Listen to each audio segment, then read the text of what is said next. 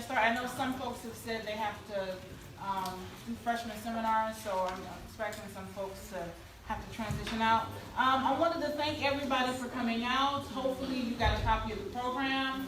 I also put in the packet a list of spring 2017 courses in African Studies and Afro-American Studies, as well as the African languages that we teach. So I want to be brief and say thank you to the Center for African Studies, the Department of African Studies, the Department of African American Studies, Africa World Now, and the gentlemen of Drew who have graciously agreed to usher and help folks to their seats tonight.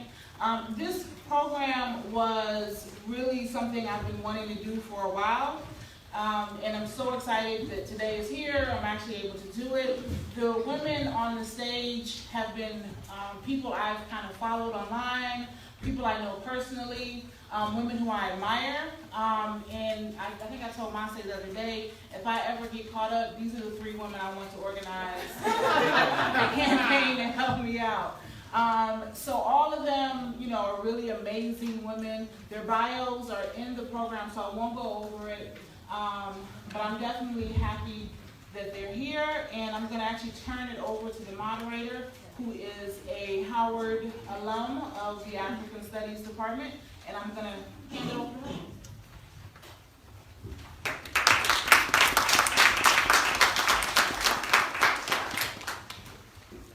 Well, you know when you're a little tall and you're trying to... Can everybody hear me? Yeah. Good evening, how y'all doing? Good. A little more enthusiasm. How y'all doing? Good. Thank you, it feels good to be home. As Dr. Clark said, I am an alum of Howard, love Howard, always great to be back here. So I don't want to take too much of your time, but I wanted to first and foremost thank all of you all for coming out tonight and engaging in this very necessary and timely dialogue on Black activism in both South Africa and the United States of America. I wanted to show some love for our panelists here today, Melina Abdullah, as well as Kealeboga, Ramaru. Let's just clap it up for them real quick. These 2 phenomenal women will be in conversation with us tonight about the movement, their work in the movement, and what they believe to be the future of the movement. As we enter a new year that has been preceded by Brexit in the United Kingdom, reawakened white nationalism and fascism throughout Europe, the election of Donald Trump as the 45th President of the United States, and the passing of Fidel Castro. So the global political climate, it's one of anger, frustration, tension, as we're more or less entering the 6th century of the Western Imperial Project. Black folks in particular are tired, but not the type of tired that begets apathy. Our frustrations and anger serve as the catalyst for innovation, increased radicalization, and mobilization. New generations of activists around the world are organizing and taking action to bring about radical change in a world that has been marred by unbridled capitalism, white supremacy, patriarchy, and all other systems of oppression that systematically marginalize and minoritize folks. But what is Black activism, and what's its significance in the United States as well as its significance in South Africa? So if you pull the dictionary, activism will be defined as the policy or action of using vigorous campaigning to bring about political or social change. But I want us to dig deeper and shape our understandings of Black activism, and I want to share words from 4 different women that I admire. Dorota Mana, an anti-apartheid and women's rights activist, in an address to the United Women's Organization Conference in 1981, urges us to speak our truths, organize and collaborate to solve our problems and free ourselves. She says, "You who have no work, speak.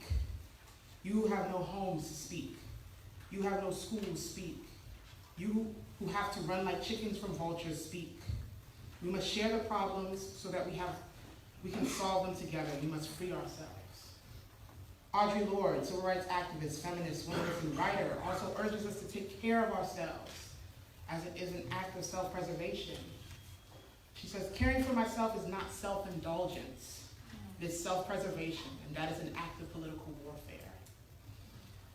Lillian Ngoyi, an anti-apartheid and women's rights activist, insists on cooperation and coordination in order to strike fatal blows against the enemy. She says, and this is in 1956, "Action taken in one isolated place and without sufficient work being done without proper coordination may be disastrous to the movement. It may give the government the opportunity to concentrate all its resources in crushing resistance in that local place, in the victimization of active fighters in that area and the crushing of resistance before it begins in other areas. She says we must learn to coordinate beforehand so that we might strike fatal blows at the enemy when the time comes. Last but certainly not least, Angela Davis tells us that we must be well aware of the seriousness of revolution and understand that commitment to the struggle is for a lifetime. She goes on to tell us that the road to freedom has always been stalked by death. So in this movement to liberate minds and society at large, we must understand that activism is a lifetime commitment that can and has, for a lot of our heroes and for a lot of people that we may not be, whose names have been forgotten by history, they result in death. As we see what the state has done to folks who speak out and challenge the status quo. So in the US and South Africa and anywhere in the globe where we can be found, Black activism revolves around critical thinking, consciousness building, commitment, community, organization and cooperation, intersectionality, radical transformation, reflection, decolonization of the mind, self-care, and resilience. Black activism is at the heart of our decolonization project and the compass that guides us towards liberation. The civil rights, Black power, and anti-apartheid movements of the 20th century tend to be our reference points for understanding Black activism, what it looks like, how it functions, what we think it should be. Crucial to all of these movements was the presence and contributions of women, whether focusing in on the NAACP, SNCC, the ANC, the PAC and the Panthers, whether discussing freedom rides, sit-ins, boycotts, marches, armed conflict, and all other forms of action taken against the US and South African government. We would be remiss if we didn't take time to call attention to those who often are overlooked and forgotten. So the elevators, right? Fannie Lou Hamers, the Lee Boys, the George Tamanas, so on and so forth. Today in the present movement, it is undeniable that young Black women are at the forefront of this movement, making Black folks around the world rethink our perceptions and our models of activism and leadership. What does that look like? And how should it function?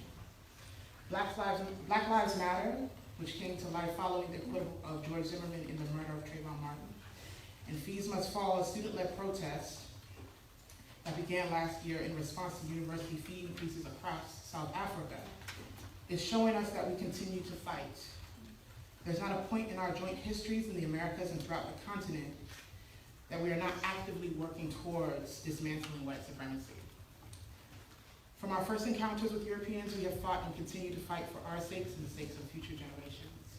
So tonight, while we are in this space, we'll be discussing the movement in all of its complexities, intersections, and advancements. And with that being said, I want to make way for Dr. Abdullah and Ms. Ramaru to begin sharing with us their voices, their experiences, and their expertise. Thank you.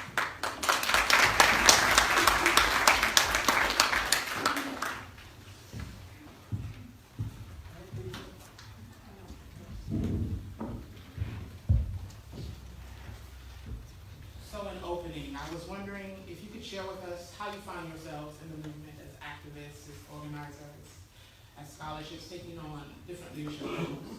What was your various entry point into the movement? And also, how are you able to navigate the university space, as well as the work you were doing outside of the university? And this is from both of you. Good evening, everyone. Good evening. And thank you so much, firstly, to Dr. Clark and Active Studies, and actually to everyone for coming tonight. I think it was a bit daunting thinking of this space and what it would be like, because I think for me it's always been increasingly difficult speaking of my time in the movement and reflecting on it, because the reflection is always the hard part, because it forces us to think critically about what happened, why, and if it was useful, and what the next step is. So I think I've spoken to a few students in different classes about my time in the movement, and I started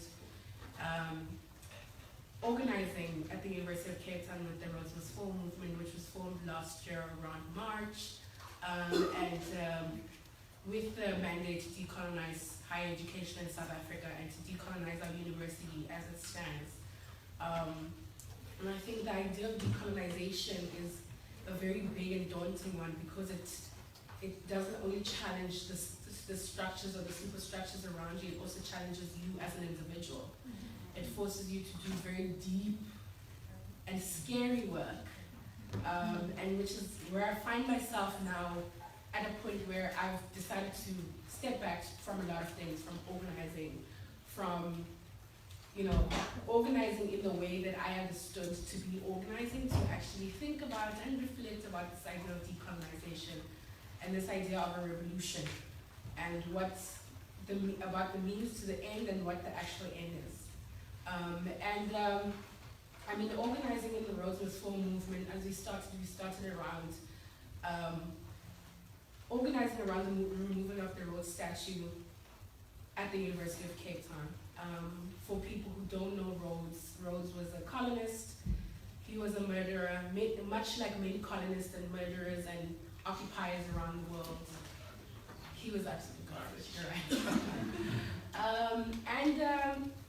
I think one of the biggest tasks, as I spoke to many people in the room, I said to them that I think the story of Rhodes Must Fall has to be told as a story of the organizing of Black and queer people. Black women and queer people, because that's what it is. And I was actually speaking to a group of students at Montgomery University College, and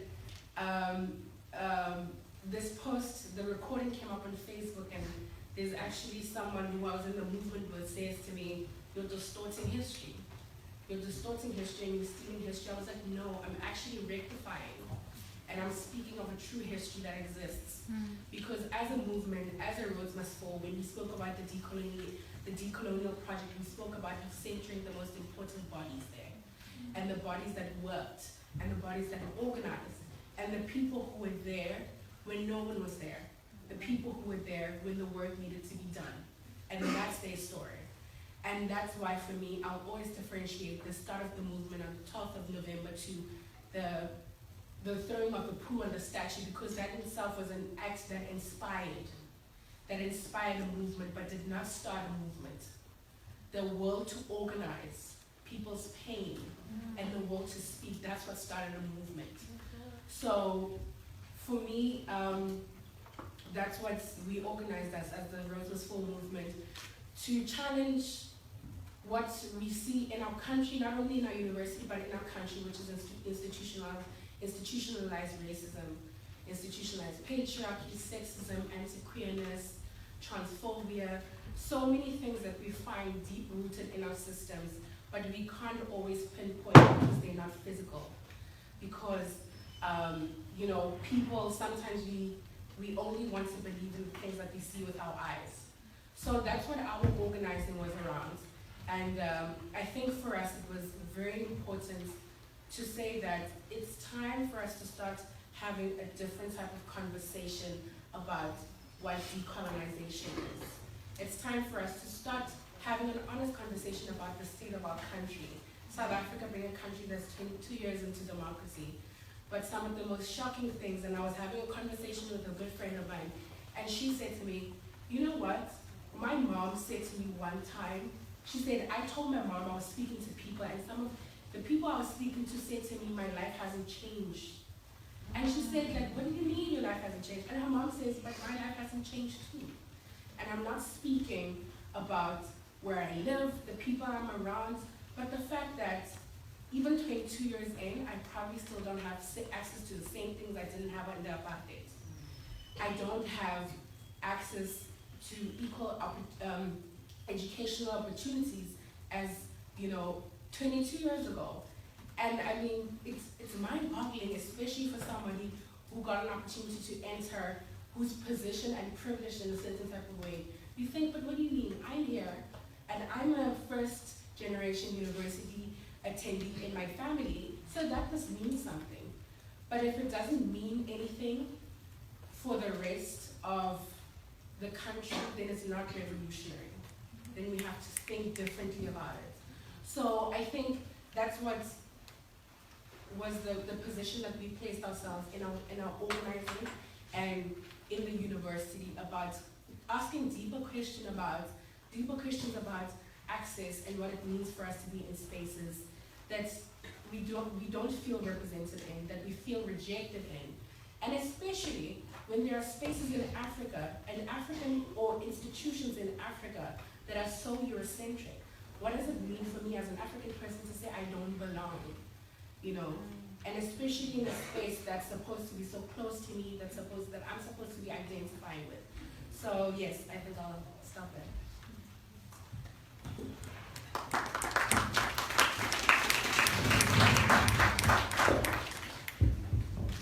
So I had this stuff in my mind that I was gonna say, and then I listened to you. Now I don't know what's gonna fall out my mouth, but I appreciate you. Thank you. I could just sit here and listen to you. So thank you for creating this space. Dr. Clark, thank you for inviting me. So this is a different kind of space for me because I went here, and y'all don't get this yet because you still go here and you're like y'all still have to struggle to get your classes and your books and all that, long lines and meeting people at the health center and all that. It still happens. Right. So you'll feel that now, but when you leave Howard, it's like, and I know everybody who comes back says this, it's something totally different, right? It's something totally different. Like people were looking at me like I was crazy when I was walking up the hill. I'm like, I'm at Howard, right? I'm home. So I graduated from here like 5 years ago. No, I'm kidding. So I went here, and I was a major in Afro-American studies. And so walking into this building, and I walked up all those stairs to the floor with the messed up walls and peeling. Yeah, I walked up there. There's still a sign on the door that says the stacks are closed at night, right? Yeah, I know why. Right, you know why too, right? So I'm really, really excited to be here for both what we have to talk about. Is that Dr. Ammons? Maybe. Dr. Ammons was my professor, freshman year, right? So good to see you, Dr. Ammons. Good to see you. So I'm very excited to be here. So I hope that my excitement doesn't overshadow what it is I'm supposed to be giving, not just receiving. So I'm going to go back to the question and try to kind of just respond to that, and then, hopefully things will tie together a bit. So I'm one of the original members of Black Lives Matter, and so many of you know that Black Lives Matter was born July 13th, 2013, the day that George Zimmerman was acquitted for killing Trayvon Martin.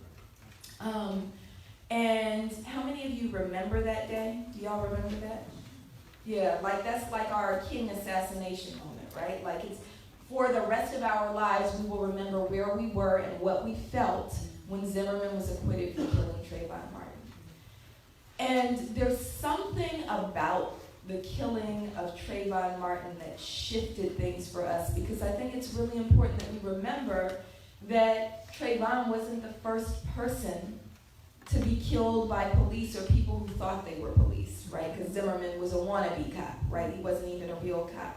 There was something different, though, and I'm not quite sure. I still haven't figured out what it is.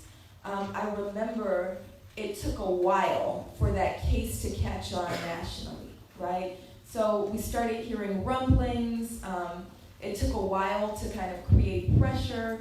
And I think that Brenda Stevenson writes about different organizing episodes and how each episode builds upon the previous one.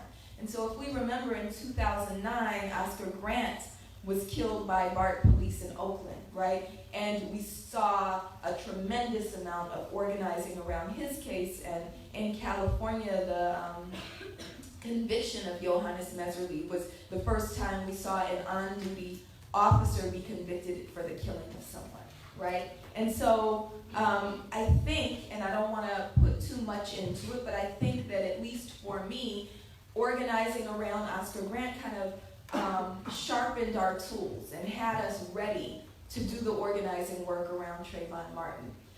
I think that we thought we would get some semblance of justice. And one of the things that we often hashtag when someone is killed, right, is we say justice for Ezell Ford or justice for Riddell Jones. The truth is that's just symbolic. We can never get justice for them, right? We can never get justice for William Sims, who was just killed by white supremacists near my hometown in Oakland, California. He was killed outside of Richmond, right?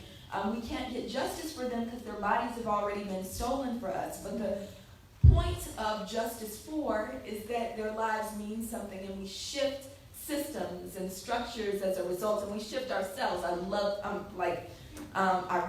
wrote down like 4 of your quotes, right? But I love this idea that decolonization means both shifting systems and structures and shifting ourselves, right? Decolonizing ourselves. So I think that we hoped, we believed that our organizing work would have outcomes that at least gave some meaning to justice for Trayvon Martin. And so I think a lot of us, at least for me, I was blindsided by Zimmerman's acquittal. And I often tell the story of, I was out. So I stayed at home. I don't know how many of you remember this, but we were waiting for the verdict to come in on a Saturday. And if it didn't come in that Saturday, we knew it would be postponed until that Monday, right? And so it had become evening in Los Angeles, and so it was really nighttime on the East Coast, right? So I decided my family had grown, and I was going to go buy a new SUV, so I packed up my kids, tore myself away from the TV, and went to CarMax, right? As soon as I get to CarMax, my brother called me, and he said, "Where are you at?" And I tell him. And he said, "Well, sit down because you're not going to like it." And I was like, "What?" And he said, he got off and they gave him his gun back. And so like this fog kind of overtakes me because we've been working and we had this belief, and we said, in my heart I'm going, well, didn't they see Trayvon's face? Because I don't know if you remember his face, like was this brown, shiny, beautiful, young king face, right? How could they let this wannabe cop kill him and get away with it, right? So I take my kids, and I go home, and I do what black mamas have to do. I cooked, I fed them, I bathed them, I put them to bed, and called somebody over to sit with them.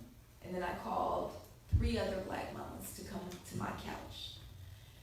And we sat there and we said, what we gonna do? And it didn't take long. Anybody from LA knows where you go when you're overcome by emotion. We all go to Lamert Park, right? So thousands of people had poured out into Lamert Park. By the time we got there, there were a couple hundred people already there milling around. And I always tell people, I don't know if you all are already organizers or if you have yet to become organizers, but there's one investment that you must make, and that is in a bullhorn, right? So there's power with a bullhorn, right? So we're milling around the park, and we're hugging each other and crying, and people who didn't even know each other are embracing. And there was this one real young sister there. I think she said she was 19. And she said, I don't want to just stay in this park.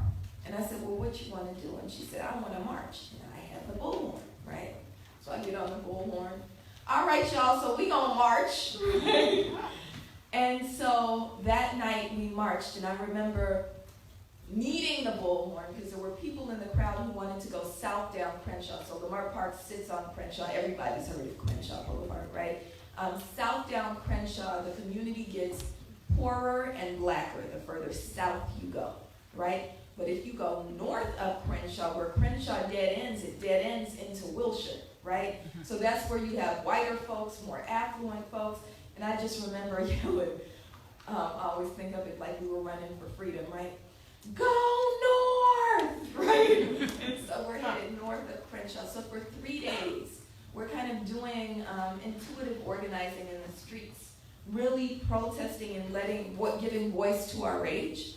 And on the 3rd day, I got a text message from a beautiful, wonderful sister who, if you're not following, you should. Her name is Tanda Sizwe Chimaranga.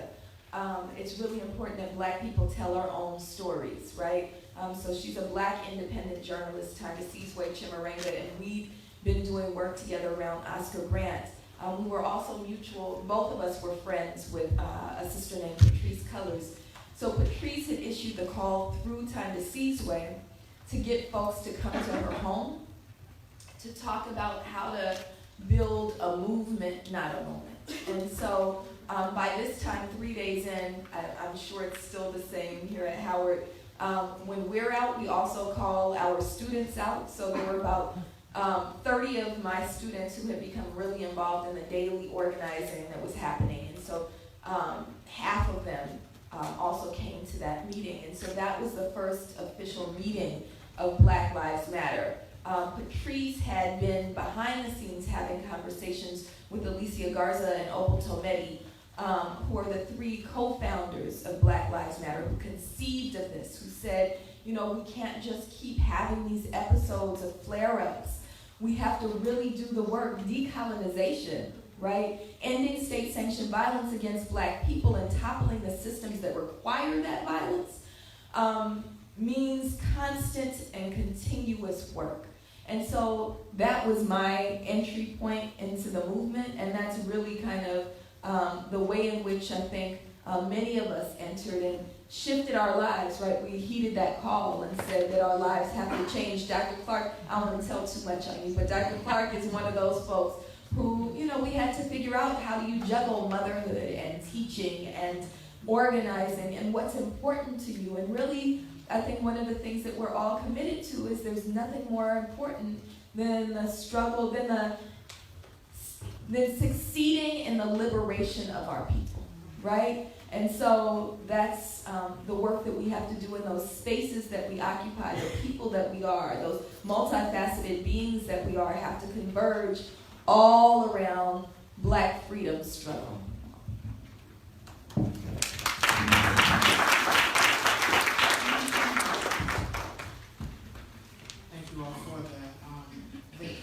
Building off of that, talking more about then having been students, having been professors, what it's like to navigate that space. Do you feel support, a lack of support, and how you sort of shift that space to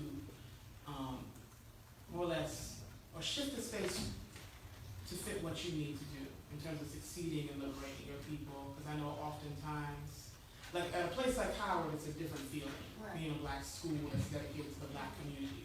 But for being maybe at a university that's a primarily white space, what it's like navigating that. Sheesh. Okay.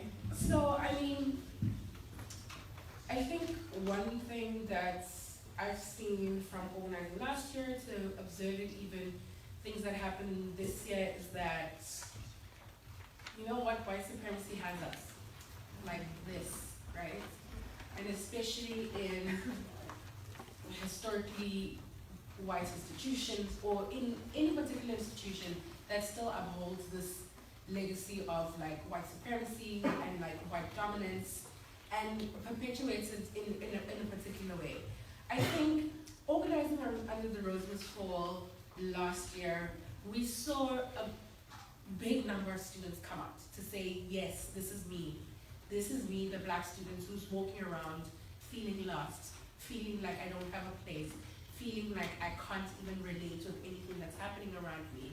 This is me, the Black student who's looking at the statue and saying, what the hell? And so we had so many students come out and say, yes, we are going to do this.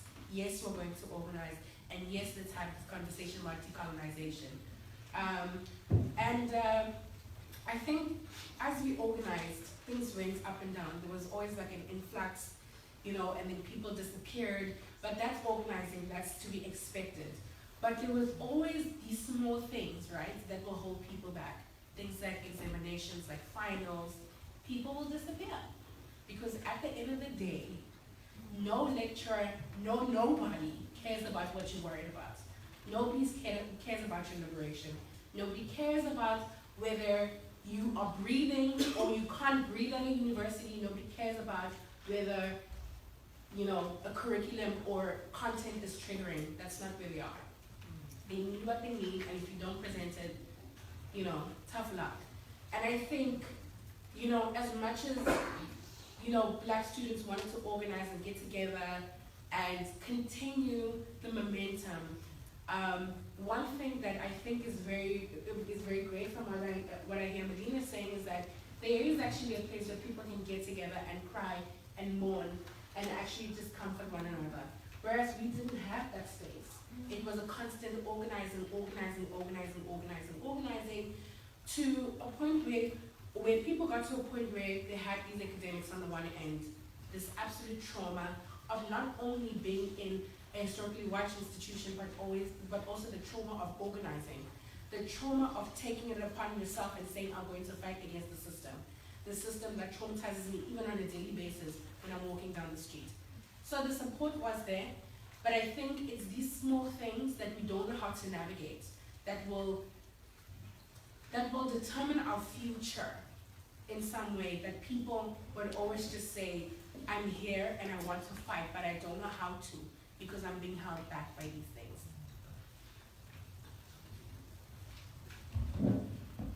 So I think that we can't expect the institutions that we're trying to topple to support us in our liberation struggle.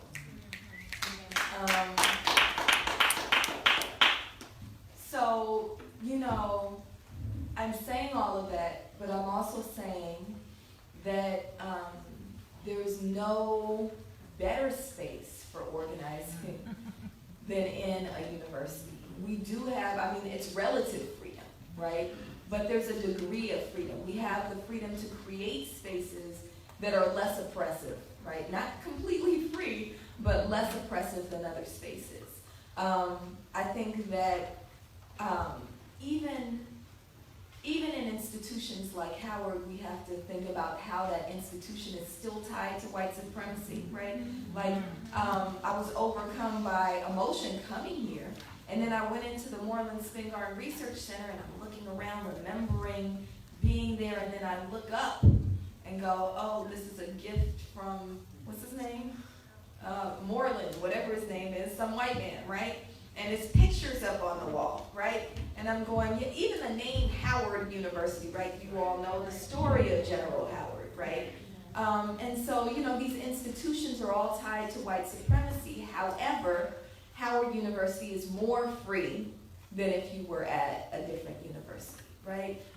So I teach at what's called an HSI, a Hispanic Serving Institution. It's led by almost all white administrators. And then we have a really complicated kind of relationship with Black people where a lot of the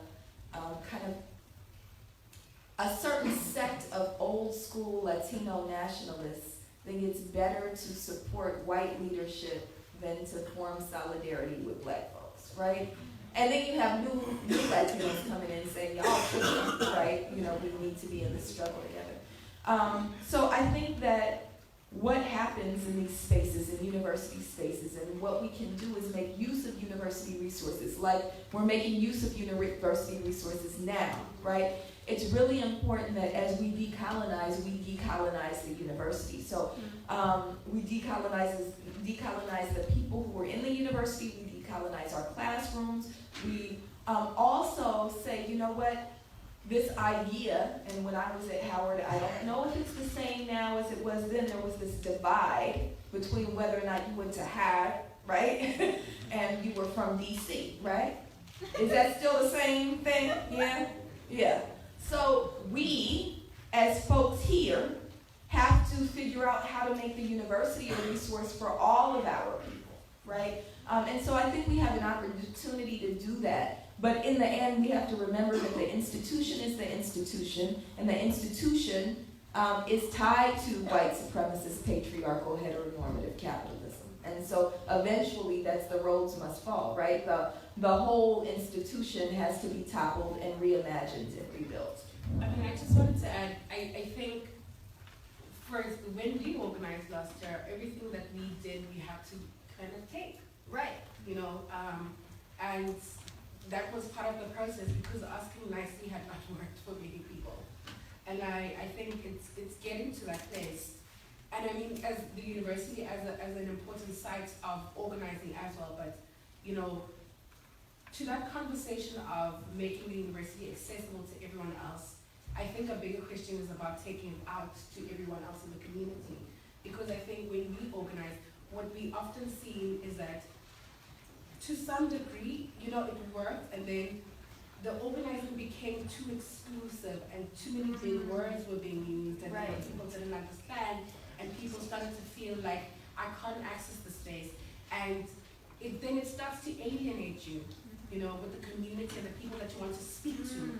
So I mean, the other question that I'm just trying to grapple with is that with a full year of organizing within the university and trying to reach out to people who are close to me outside of the community, but are also somewhat tied to this greater institution, where do we, you know, use the university as a site of organizing and whatever it has to offer us, but where do we also kind of detach from it and actually get into our communities and say, we also have been in these institutions and they've served us in a particular way, right? Because from where I come from, in my university, I could easily organize and I could do particular things, and I could actually take over, like, there's been an occasion where we've taken over university assemblies, but when do we move out of that? Because I think those spaces are so important, but then they break down the communication between community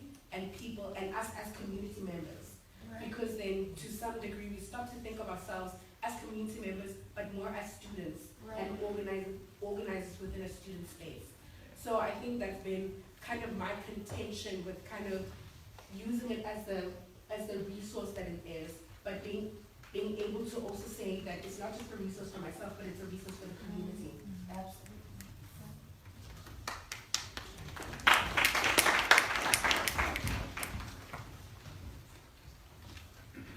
I'm still processing everything. This is being recorded, right? Yes. So in following your work, as well as looking your working in your social media presence, I wanted to just touch on the fact that you both call attention to the complexities of Black identity, as well as the multiple levels or multiple layers of identity within the Black body. So I wanted to know if you could speak to the ways in which Black Lives Matter, as well as Fees Must Fall, address these complexities of identity, and speak about how the movement engages in these conversations, but also continual work to discuss intersectionality within the movement.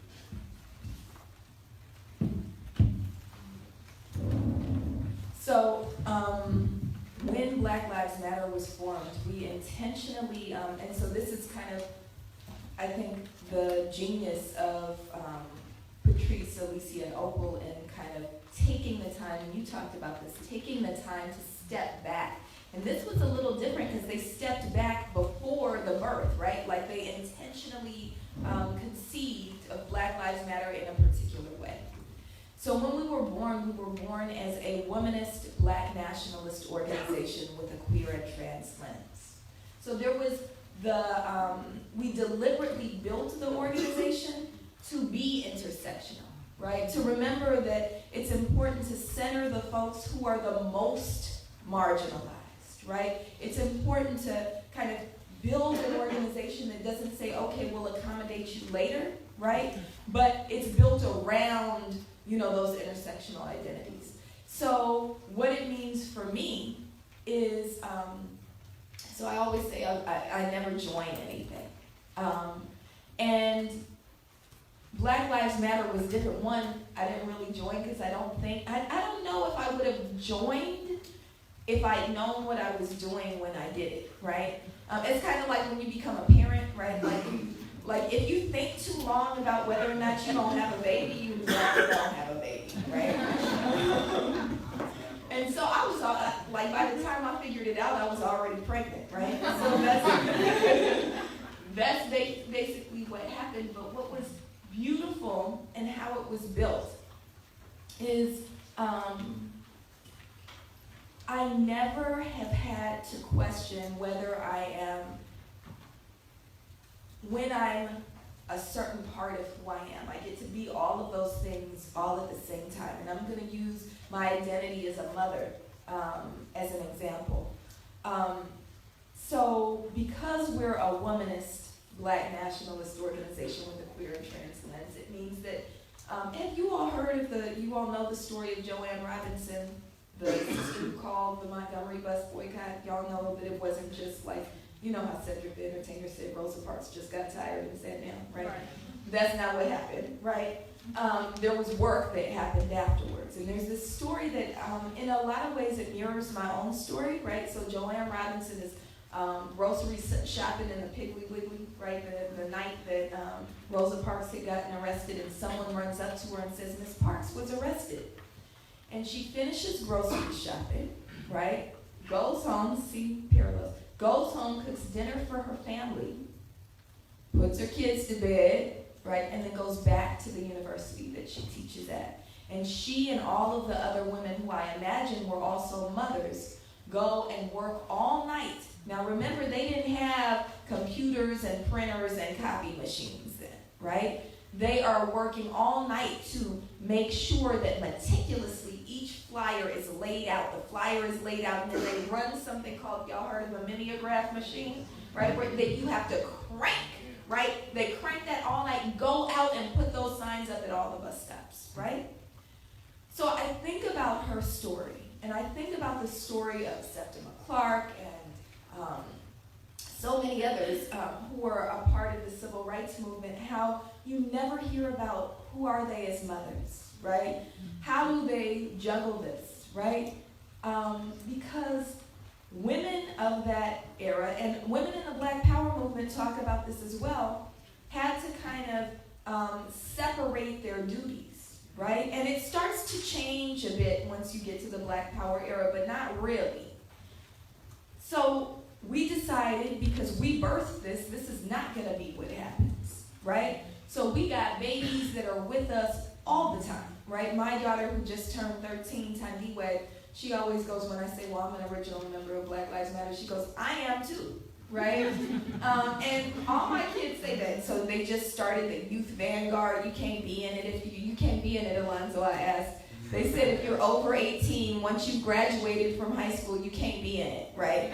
So the kids are organizing themselves.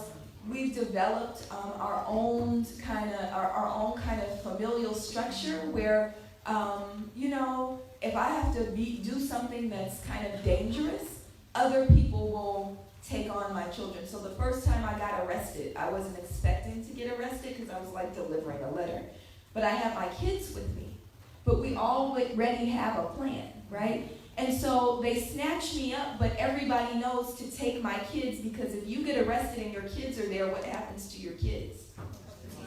Social services takes your kids, and you might get them back, but by then the damage might be done, right? So we have policies in place where we know who is designated to watch the kids, right? So this is the intersectionality that we birthed a different type of movement. We birthed a movement where, you know, when we talk about violence against trans women, and we have to talk about violence against Black trans women who have the lowest life expectancy of any group, right? That is not an aside, right? That's something that is core to who we are. When we say Black Lives Matter, we mean all Black lives matter, right?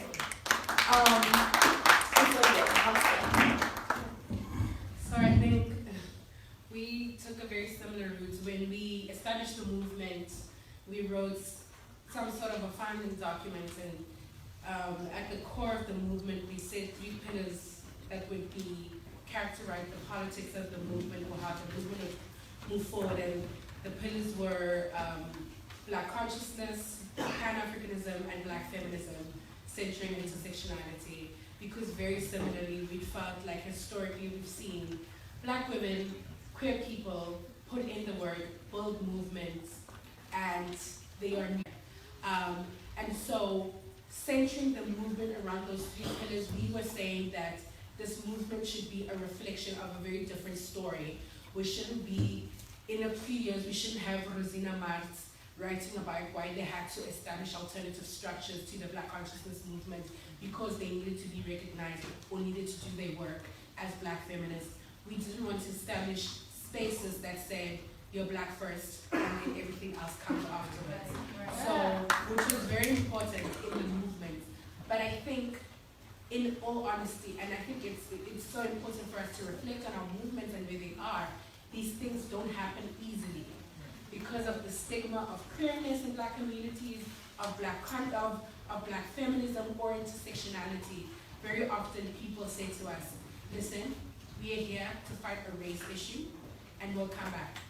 And for us, I think it was important to also say from that because in our own understandings of what Black liberation is, or what we saw Black liberation is growing up, and even now, it's about centering Black cisgendered heterosexual men, and as soon as they're free, then all of us are free, which is obviously a big farce. Yes, it's the absolute opposite. And I think the movement actively, we tried to, when we established during our first occupation at Bremna, or what we called the Azania House, we occupied the building for 3 weeks in trying to organize around the removal of the statue. We established something called the University of Azania, which was more of a space to learn and speak about these issues of Black masculinities, femininities, or speak of Black consciousness, Black feminism, and also to give a space for Black academics to come and speak and engage, because that space was lacking within the university. And I mean, honestly, maybe 2 weeks into the occupation, not even 2 weeks, the first week, we had 2 people to come in and speak about masculinities. Someone called Gopana Matele, who specializes in masculinities in South Africa, and Dr. Zetuma Tebeni, who does a lot of work on Black queerness, came into the space and spoke to people, and we had Black men saying, look, you're not going to bother me with these things. If we're not going to be fighting if we're not going to be speaking about race, then I'm going to get out of here because you're burdening us and you're burdening the movement with these other things. And I think it's difficult, and reflecting on the many mistakes that we made and organizing for the first time at such a huge scale, it was difficult keeping up with the education. Yes, some of us knew why we needed to have an intersectional space, why we needed to listen to certain people, why we needed to center certain bodies. But that education, I think, did not penetrate as deep as it needed to. Because by the time that we got in mid-movement, we started to see, for me, a big, and when we started the movement, we had something called the IAC, which was the Intersectional Auditing Committee, which was a committee of people who sat and said, if you violate these things, if you don't come into the movement and work from an intersectional lens, these will be the repercussions. How do we go about a more restorative way of saying to people there are implications for not recognizing Black liberation as a quest for every Black person and being very selective about it? And mid-movement for me, it was a big ring or a bell or red flag of some sort, but also something very important I think has to be noted. A group of young trans women organized themselves into the Trans Collective, which is a group for trans people who were part of the movement. And I think their biggest message to me was that the movement is doing the work, but it's forgetting trans people. So that's the Trans Collective for me was such an important start, and I think must be documented into the history of organizing around Rosebush Forum and whatever, because it was saying 2 things for us. It was playing, number one, the tool of checking people in the movement and saying, you will listen to trans people and you will make the space less trans-antagonistic, or it will not be trans-antagonistic and transphobic. But number 2, it also said that there needed to be a lot more work to be done. And even later we saw other movements come up that were not related, which I think for me were the crisis points of saying, you need to do more, you need to do more. It's not just enough to say that we are a movement that takes intersectionality serious, but the people in the movement should be able to feel it, And I think as we transitioned from just organizing as the roads must fall to the start of the Fees Must Fall last year, we started to see more of those things cropping up. This crisis around intersectionality and organizing, and forgetting the educational aspect of organizing. Forgetting that when we speak about intersectionality, it shouldn't just be this nice word that we all just, say around and say, this is an intersectional organization or movement, and people are supposed to feel it. And if the people don't feel it, then it doesn't exist. And I think, I think myself and a lot of people organizing, we are pretty in denial about these things happening, because it's very easy. Next thing you're gonna get a call and people are gonna say, yo, we're occupying, and then we forget issues. So that's why for me it's important to always go back and deal with these issues and saying, there is a crisis if somebody leaves, and many people have come back and said, we didn't act when this person left, or we didn't act when this person said that. And I think it's, for me, in reflection, it's like a point where we should have done better. We should have done better to other Black people. We should have done better to, as a queer woman, I should have done better for other queer people in the space. And so, although it's, it's a fundamental part of organizing, saying that we're an intersectional movement, but for me, it was more about the reflection, if it reflects in our organizing, if it reflects in the spaces that we're in, and if people feel safe to be in those spaces. So to build off of that, talking about the work, not talking about solidarity, but across racial lines, what has that looked like for you all? How has that experience been? What are the challenges that have been present? I know myself, I've done work in terms of immigration in this country, and oftentimes the challenge is working across racial lines, talking about anti-Blackness that is in other immigrant communities, right? So I wanted to hear more about that from you all. What have been challenges?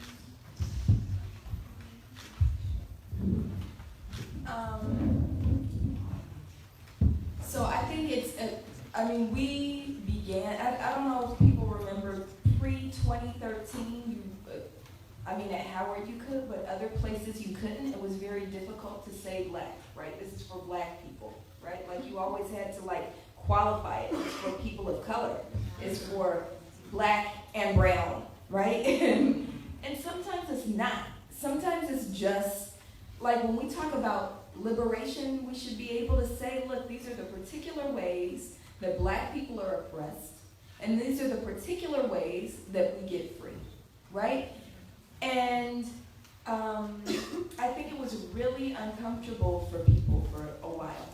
It wasn't uncomfortable for me, right? I think a lot of us who joined the movement, we had been frustrated by this idea. This isn't to say that we didn't want coalitions and solidarity with other groups, but we have a right to say this is our space, and if you don't say that, if you don't say, this is our space and we gotta talk things through for ourselves, and we have the ability and right to lead our own movements, to vision our own freedom without you, right? Then we're never gonna get free, right? And so I think a lot of us have been frustrated by this idea that we have to be in constant coalition with other people. And so for us, it was freeing to be able to say that. For people outside of us, and for people who were really, I think there's a generational divide. And there's also, I guess, to a degree, a class divide, right? So hood Black folks weren't mad about it at all. They were like, yeah, we need some Black space, all of y'all get out, right? Everybody else get, not mad, but this is our space, right? And then younger folks were more willing to do that. But a lot of folks who were, I'd say, 65 plus, or middle class, or part of the Black professional class, right, were more concerned about white people's feelings than Black liberation.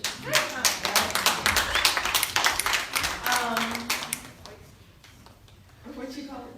No, I said white tears. White tears, exactly, white tears. So there was a turning point in the movement, and it happened about a year and a half in. So some of you, I think, know Rosa Clemente. So Rosa Clemente was a part of BLNLA. And she had issued a call on Facebook for white people. Basically, it's the same call Malcolm X made, right? Organize yourselves, right? Organize yourselves for Black freedom. And you ain't at the center of the movement. And we have white people who are working with us, who are willing to do stuff for us, right? Do stuff for, I don't mean like lead us, but like, you know, we said, you know, we need food, right? They're great at that, right? Like they'll bring food and transportation and a place to meet, like that would be, that was great, right? So she issued this call though for it to be an organized thing, right? So we had white people who were down with us, but to become organized as a collective, that happened about a year in. And they formed an organization called White People for Black Lives, which they had been hashtagging John Brown, now it's John Brown 2016. Because we said that's the kind of white folks we want to get down with. Like, you got to be willing to die too, right? Like, your freedom, because all white people ain't completely free either, right? Your freedom, though, is dependent on my freedom. You ain't getting nothing. It's when we said the black male organizing model is the exact opposite, right? It's also the exact opposite, right? Like, white people can't have anything until black people are free. Nobody gets free until black people are free, right? And so they've been willing to organize in that way. So there's like some tough conversations that sometimes happen with like liberal white people who come in and want to, you know, hashtag Black Lives Matter and take the mic and speak too much and be on the front lines. And, you know, we need you to be on the front lines in a particular way. Like, if there's police, we need you to put your body between the police and us, right? Because they'll think twice before they hit you, right? But that's been kind of what happens. The liberal folks are still kind of problematic. And I don't want to jump the gun, but I think that we're seeing another shift take place now, right?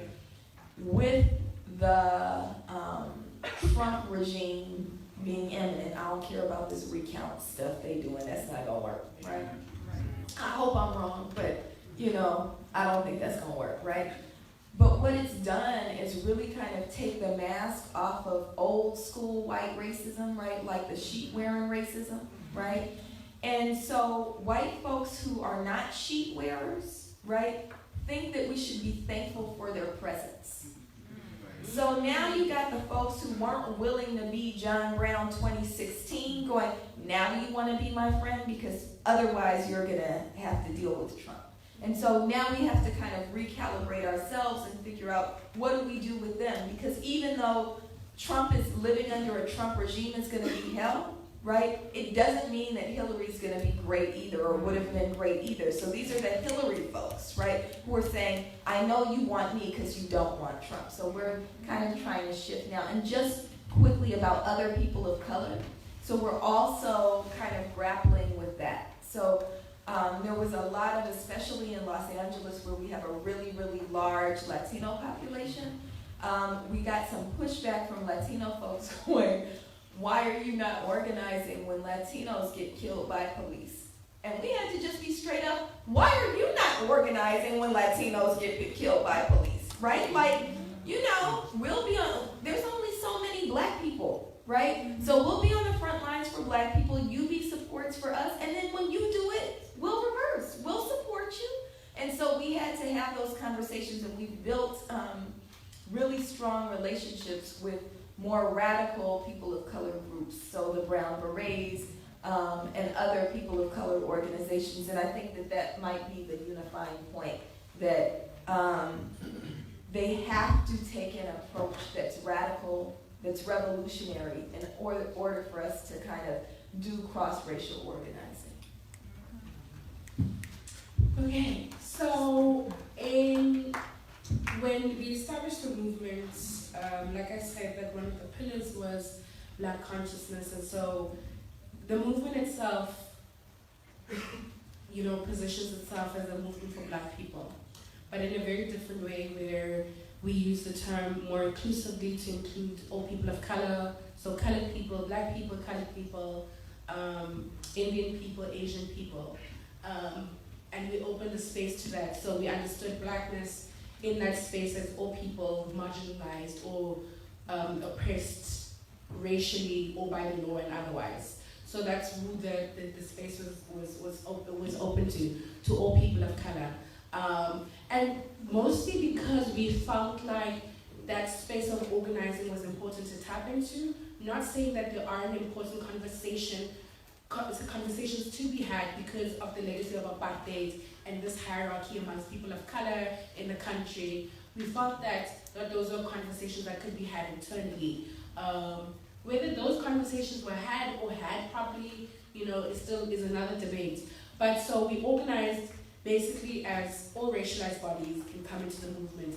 You can embrace the movement for what it is because of the history of the country and the understanding of Blackness, what people call Steve Biko Blackness or Black conscious Blackness. That's the understanding we took into the movement. So we organized widely with Black students, African students, colored students, Indian students. And I think I hear a lot of similarities about the people that you find in the space. Mostly working class Black students, what they call the Minister of Basic Education in South Africa calls the missing middle. And him, according to him, it's the Black people who are not too rich, not too poor, who are just missing in the middle. It's a horrible term, but we have many of those in South Africa. So those are the students that and similarly we had pushback from students from more affluent spaces who said, Black students who said, well, I don't understand why all of you are doing this, it's like reverse racism. And it's like, okay. Or some of them were saying, but we have a lot of people, white people, Black people saying to us, if you don't want to be here, go to UWC or UKZN, former Black institutions at the or saying, we've had people come up to us and say, if you want to decolonize this university and make it more African, I want to go to Europe and my degree will be worthless if this university is more Eurocentric in Europe. And it's like, then go to school in Europe. Right. Right. Leave us alone. This is a university in Africa. Just go there. Because that's where you want to be. So I think the place, and I think this question for us is twofold because we have a lot of white people in South Africa, and also the question of immigrant communities in South Africa, because at the university we had a lot of Black students from immigrant communities. The place of white people in the movement was from more of an allied position. We had a lot of backlash because historically in South Africa, many movements that were, or some prominent movements that were part of the anti-apartheid liberation movement, some of them were led by white people. So we had people saying, but white people can do this. But it's like, then white people must go and organize themselves with their people. Right. They must go educate themselves and educate one another. That's the place that we took for white people. White people need to go and educate their fellow white people. We shouldn't be here. I shouldn't be standing here having to argue with a white person why it's valid for me to be organizing in this way. So that's the space we give to white people.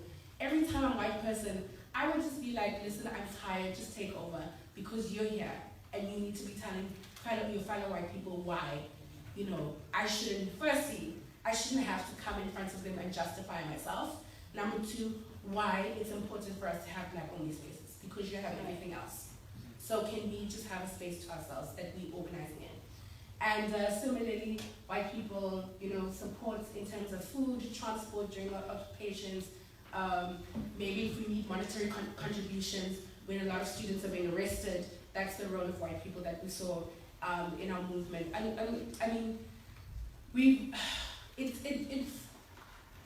We kind of saw something very similar coming around when we organized earlier, and I don't know where these group of white students are now, and they called themselves first the White Privilege Project, and then they changed their name to Disrupting Whiteness, because White Privilege Project just isn't a good name for white people. So that was their work. I don't know how far the group is.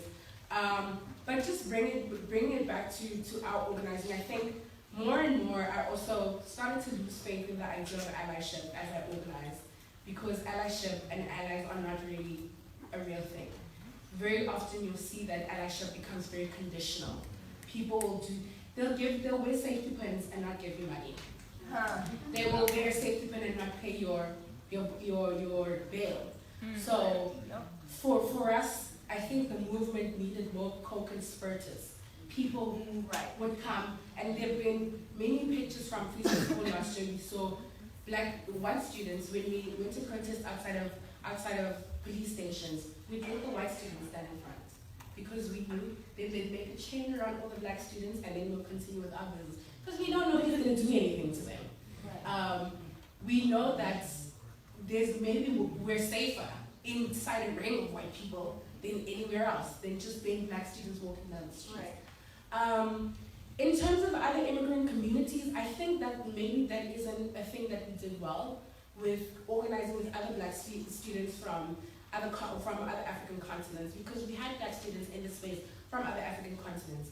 But in terms of just organizing solely around those students and the grievances of those students, it's not a thing that we did. And maybe it's important looking forward to do that, because I think we thought of ourselves as a space that was just open to all black people to just come and have conversations and discuss with each other and organize with each other.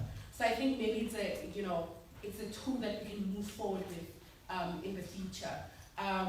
Also because the students, black students from other African countries were very open to engaging.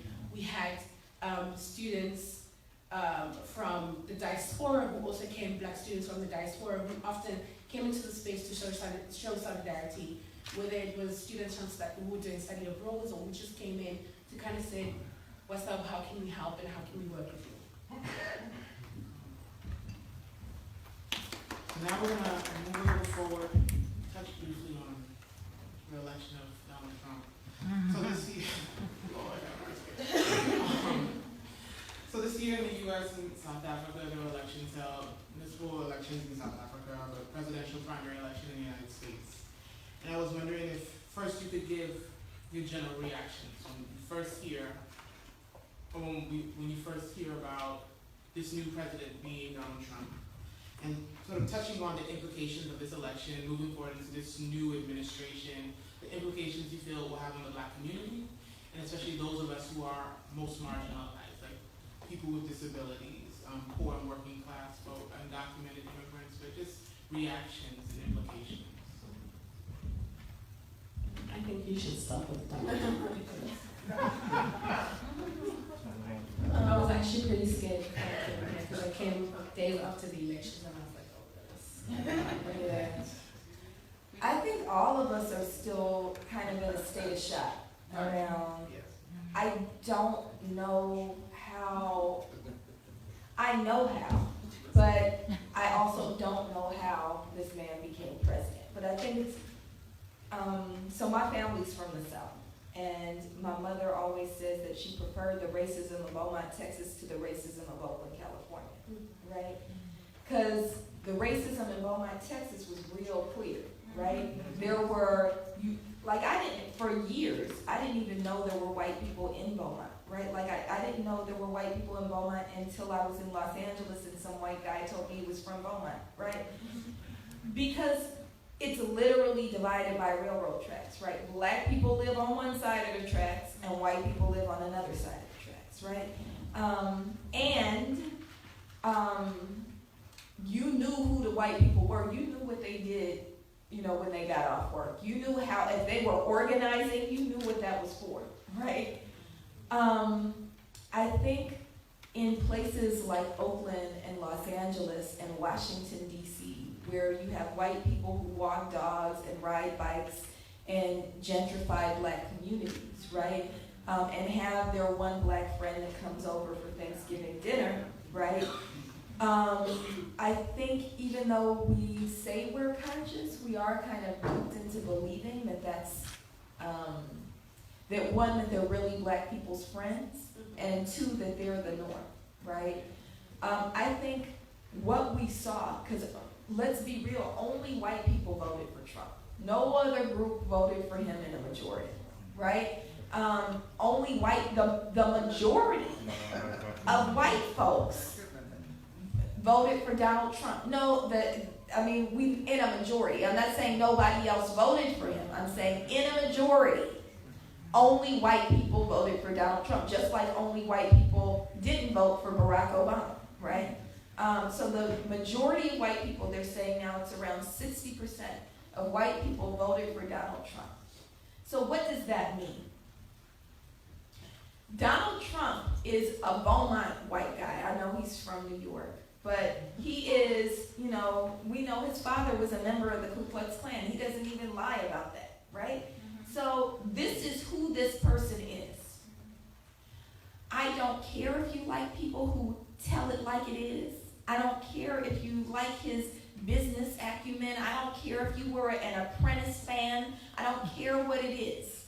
For you to vote for someone who wants to deport Latinos, who talks about black people living in scary, burnt-out communities and the only redeemable black people being the black people who go to church, right? You have to be an old school sheet-wearing racist. So let's connect the dots. 60% of white people are blatant racists, at least, right? The other ones, probably, 30% that voted for Hillary, right? They're probably the non-sheet-wearing racists, right? And I think it's important that we understand that, like, this moment that we're in, we've been kind of socialized to believe that old school racism, that racism that says what Trump just said. What did he say about people who burn flags should get deported or something, right? Go to jail for burning flags. No, but it's something bigger than just go to jail. I don't remember what it was. Lose their citizenship. Lose their citizenship. That's what lose your citizenship for burning a flag, right? The stuff that he's saying about Black Lives Matter organizers being prosecuted as terrorists, right? The rhetoric that he was talking about, have you all seen the stuff that he was saying about back in the good old days, right? Let's unpack that, and I'm sorry if I'm going on too long. Tell me to stop if I need to. But when he was saying this, make America great again, America ain't never been great for black folks. If we go backwards, where are we? Where are black folks if you go backwards? What are the good old days that he's talking about? In the good old days, remember when there were protesters in his place? In the good old days, we'd have pulled them out of here on a stretcher, right? Yeah. So it's not just Trump. It's all of those people who supported him either vocally or quietly, right? Who've been whipped up into a frenzy, who believe now that it's okay to kill James Means in West Virginia for accidentally bumping into you and call him a piece of trash and act like that you are justified in killing a 15-year-old baby, right? This is what's happening. This is the America that is now becoming great again, right? And before I stop, did y'all see that the Macy's Thanksgiving Day Parade? I don't know how many of y'all watched that bull crap, but YouTube it because it's worth unpacking. So it was just on, and I just kept going. Where are all these people from? Because this is like New York City. I have never seen more blonde-haired, blue-eyed people who cannot keep the beat of the song. I've never seen more white, quote-unquote, singers in my life. Usually they at least trot us out for the singing and dancing, right? This is the great America that's being ushered in. So, there's a saying that there is nothing more dangerous than pretending that we're in a state of peace when we're really at war, right? We cannot pretend that we're at a state of peace anymore. We know we're at war. And that's the moment that we're in. The question is, how do we fight the war, right? Thanks. Very often I don't even want to speak on, Trump, because what else is there to say? Right. But I want I think is very important, and it's something that all Black people here, diaspora everywhere, right? And it's an opportunity. You mentioned the elections in South Africa. I live in Cape Town, and Cape Town is part of the Western Cape, and it's under the leadership of the DA government. DA government largely white, very much clear about who. In fact, there's on Facebook lately there was a post circulated by a DA councillor who's a councillor for an area called Sea Point, which is very white, affluent Jewish area, and she was saying these are the steps that we're taking to get rid of the vagrancy in Sea Point, right? And the vagrancy obviously means homeless Black people who have found themselves displaced because of gentrification, because of, closing in on these, basically tagging homeless people as this dirt that needs to be removed. And she says, on the 6th of December, we're going to be having a march around Sea Point, where we ask all the vagrants to move out, to please not sleep here, right? Very clear. And you see all these white people saying, oh my goodness, so great, all these things that you're doing, thank you so much for cleaning up our streets. And, and this is a government that has a Black president, posturing, but very, very clear about who it works for. I work for an organization called Equal Education, and recently we did a social audit in the community that we work in. We work in a community called Kealeboga, which is a township in South Africa, and we work with young Black students, young Black learners, high school learners, brilliant, but also get taught in the worst spaces that nobody should be taught in. So this audit, the social audit, we looked at safety and sanitation. And so we've been trying to get the MEC of Education, who's basically the Minister of Education in the province, to come and sit down and engage students and tell them what plans does she have in place to improve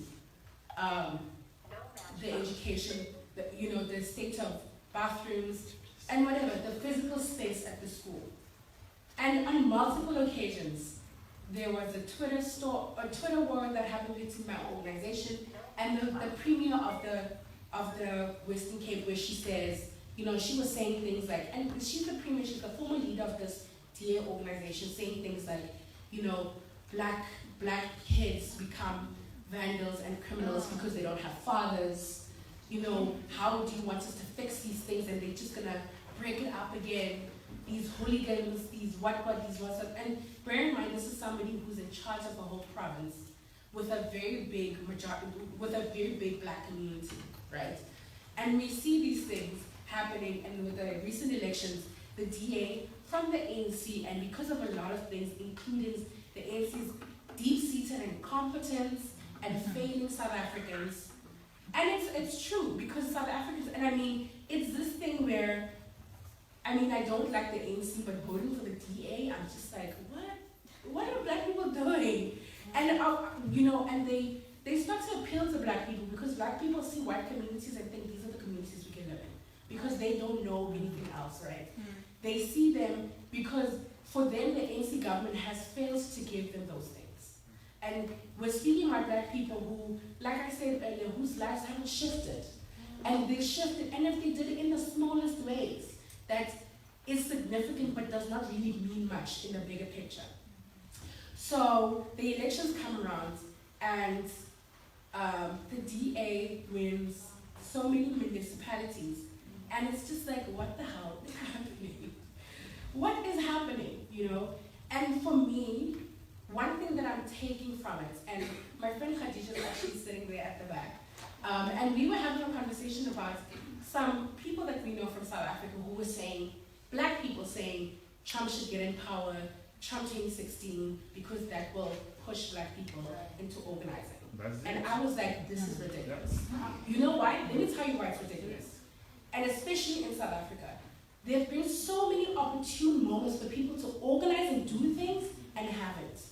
We've seen the Marikana massacre happen in South Africa. We've seen Agnes Tatane. We've seen so many things in Kandla, the corruption, and in 2016, and people are still not doing anything but making big moves. So, this is what I'm saying. It's time for us to take our own lives seriously. That's the only thing. Because it doesn't help. And the organizing part of it, and it's okay, we need to sit down, we need to mourn, but it has to stop somewhere. Because for the longer we mourn, the more these people, every day, I see something on TV, on American TV, in the news, and I cringe. Because I'm like, oh, what does it mean? You know, what does it mean? Because there's going to be some time, people are planning. Trump is keeping everyone in suspense and dropping a pen every day, and it's just surprising people on a daily basis. And we are going to find ourselves, whether it's here, whether it's in South Africa, where we cannot identify the country that we're in. And it's going to be, we're going to be dealing with those implications, right? Because those people, if we say nothing about a DA councillor saying that she's having a march against poor black people in Sea Point, then the next thing, it's going to get into our communities. And we're going to be pushed out of our communities.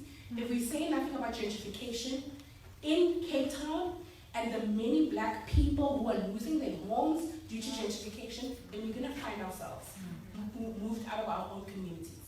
And so that's why I think we need to be realistic about what's happening and why it has to push us into action. Because we shouldn't think that because of one election, people are going to be, you know, people are mad, but we need to translate this anger into something tangible that's gonna help us. People were mad in South Africa when the DA took over. I'm telling you that the DA is probably in government for 6 months now, and nobody's doing anything about it. So that's just my appeal, that we take this anger and actually translate it into something tangible for our communities and for our people. Because it means nothing if we do nothing because it doesn't affect us now. Because you don't live close to something, or because you're not there, or because there's no gentrification in your community. But it's gonna come, and when it comes, you're going to wish that you did something about it.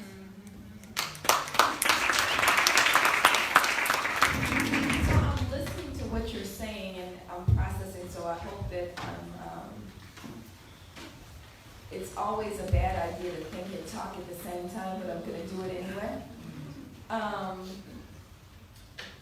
In a lot of ways, this presidency the election of Trump makes engaging the presidency and really engaging government irrelevant, right? Like, we're not gonna get anything from it, right? We're not gonna be able to, like, the target of our organizing can no longer be what is government going to give us. It really challenges us to deepen our black nationalism or deepen our Pan-Africanism and really figure out how to organize ourselves, because we know what they have in store for us, right? So it's really how do we go deeper within community at this point, right? Not how do we explode. In Los Angeles, over 100,000 people marched in the streets. That's a show of activism, but that's not organized, right? And so we have to organize ourselves as a body, not just about how we engage with government, but how do we vision something different, right?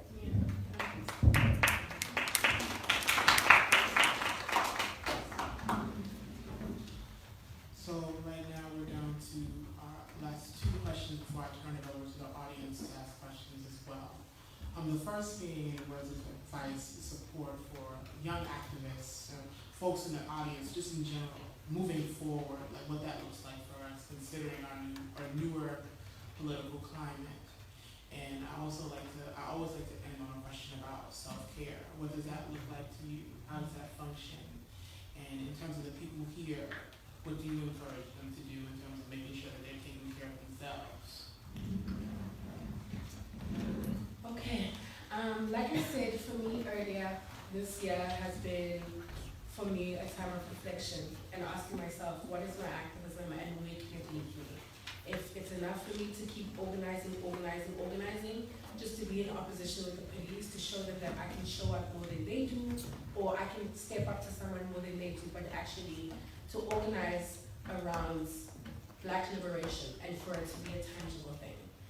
To ask myself how accessible my own work is, and if the communities we claim to be speaking to can relate and understand And are they participating? Are we including them in what we're doing? So I think the only way forward is for us to organize. Like Melina has just said, I think for a long time, even in our own organizing around students, we had been very clear that there's nothing that we can ask a particular government to do or people to do for us. Because I think we've seen repeated acts of anti-blackness from the ANC government. We've seen, even now, from Christmas for last year to this year, we've seen an increase in police brutality against students. And the only way, I think, it doesn't help us asking them to stop it because they're not. We tried interdicts, we tried everything, but it's time for us to think of different ways. And that's my thing. Thinking of different ways of organizing and and maybe just leaving it to the question of self-care. We need to think of different ways of organizing. We need to be talking to each other a lot more. Because I've listened to people say so many things here, and I'm just like, oh my goodness, that was us, or that is us. And I just think if we had those conversations, it would go a long way. I was speaking to Kamal earlier, and he was telling me about when he organized with a group of his, and this thing of paranoia, being followed by the police, being followed, and then people telling you this policeman was looking for you, your phone being tapped, and how those things fuel the already deep-seated conversations that need to be had and we're not having in our movement, and that how those things further divide us. We become suspicious of one another, we become resentful, and so I'm going to encourage and say that in our organizing, we should also learn to speak to one another. Because when we're not talking, then we're going to get to a point where we find ourselves in, where we're not talking to each other, we're not organizing the same way, and things are just not moving the way that they should. And so when we start fresh, we need to be organizing differently, and organizing in a way where we don't, this thing of organizing is traumatic as hell, but we need to find ways where we're going to be traumatizing ourselves less. And the other thing, just moving on, so firstly for me, it's just organizing. Let's organize. Second thing, we need to start talking to each other. I need to be able to get a hold of Melina and say, look, this is what we're doing, or what are you doing, and how can we help? How do we show solidarity? But not only just here, I should be able to call a comrade in Senegal, where things are happening now, and say, comrade, what can we do over here? And even if it's in my individual capacity, just telling people that there's something going down in Senegal, it's something, you know. So for me, that's where it is, because nobody's gonna save us, and nobody's interested in saving us. So we have to save ourselves. Number two, coming to self-care, I really wish that somebody told me to take self-care seriously last year. I really wish that we had a space very similar to this park that you have where you can go and be vulnerable around one another, because that's something that was missing with us. So I find myself in 2016 with asthma, and after all those occupations, and actually dealing with mental illnesses because of just going, and not checking in with myself, with people around me. So I think another thing is that we should also be accountable and look after each other, but also learn to look after ourselves. Because it's where a comrade of mine told me last year when I was just going, and they asked me, when are you resting? And I said, you know what, the year is almost over, I'll rest at the end of the year. And she said to me, you know what, better that you stop now and rest rather than crash and then you're useless to everybody. So I took that and I was like, I should listen to her, you know. But it's a lesson that I've learned, that it's important for me to check in with people around me. And for me, right now, as I take a break, that's where my revolution is. Making sure that people around me are okay. My fellow comrades, good friends of mine have been going through a hectic time with the university, through expulsions, whatever. But my job has always been, and I've told myself, this is where my revolution lies. Making sure that my friends are feeling supported and that they're okay. That they know that they have people around them. So that's just the only thing. I'm going to stress, I always used to think that like self-care, it was cool, I could chill, have a beer, or chill and sleep and then wake up and go organize, but it's deeper than that. It's about checking in and making sure that you're okay to continue, and that you're okay for yourself and for the people around you.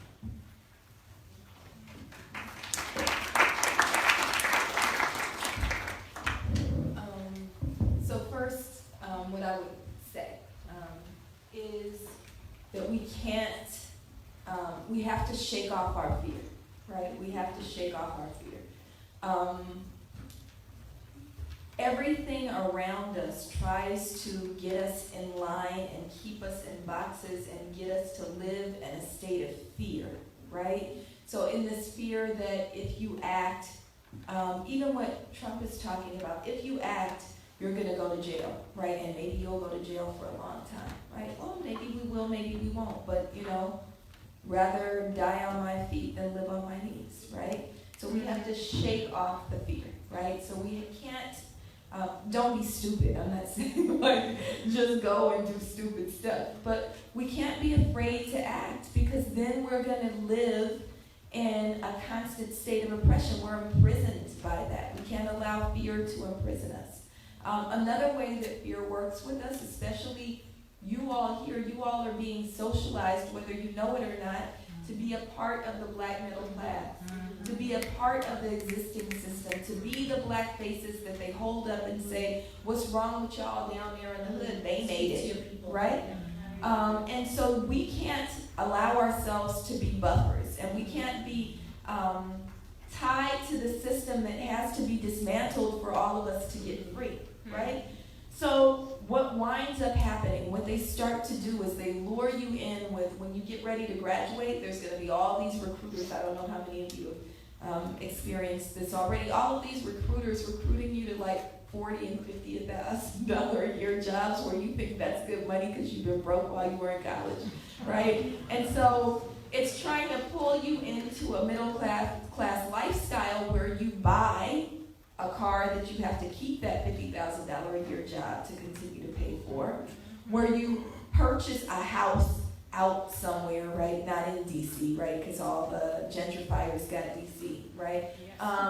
But you get tied into the system, and then you get afraid to let go of those things. And I'm speaking from personal experience. There was a point in Black Lives Matter about a year and a half ago where we were doing we like to take over spaces. So the first time we took over a space, we did something called Occupy LAPD. And we camped out in front of police headquarters for 18 days after demanding that the officers who killed Ezell Ford be both tried and fired, right? And then when we were kind of looking towards the ruling of the police commission, which oversees the police, we shifted from Occupy LAPD to Occupy the mayor's house. The mayor did not like that at all, that we were camped out in front of his house for 3 days.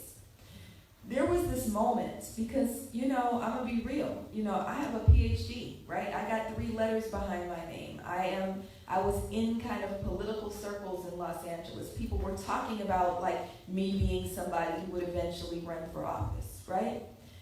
When we went to the mayor's house, I knew I had to let that go, right?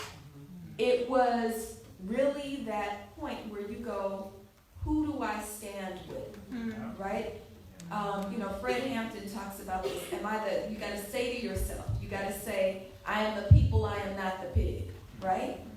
So if I'm the people, I have to let go of the idea of being groomed for something. I gotta stand with my people, right? And so we have to do that. We have to ask ourselves, are we the people or are we the pig, right?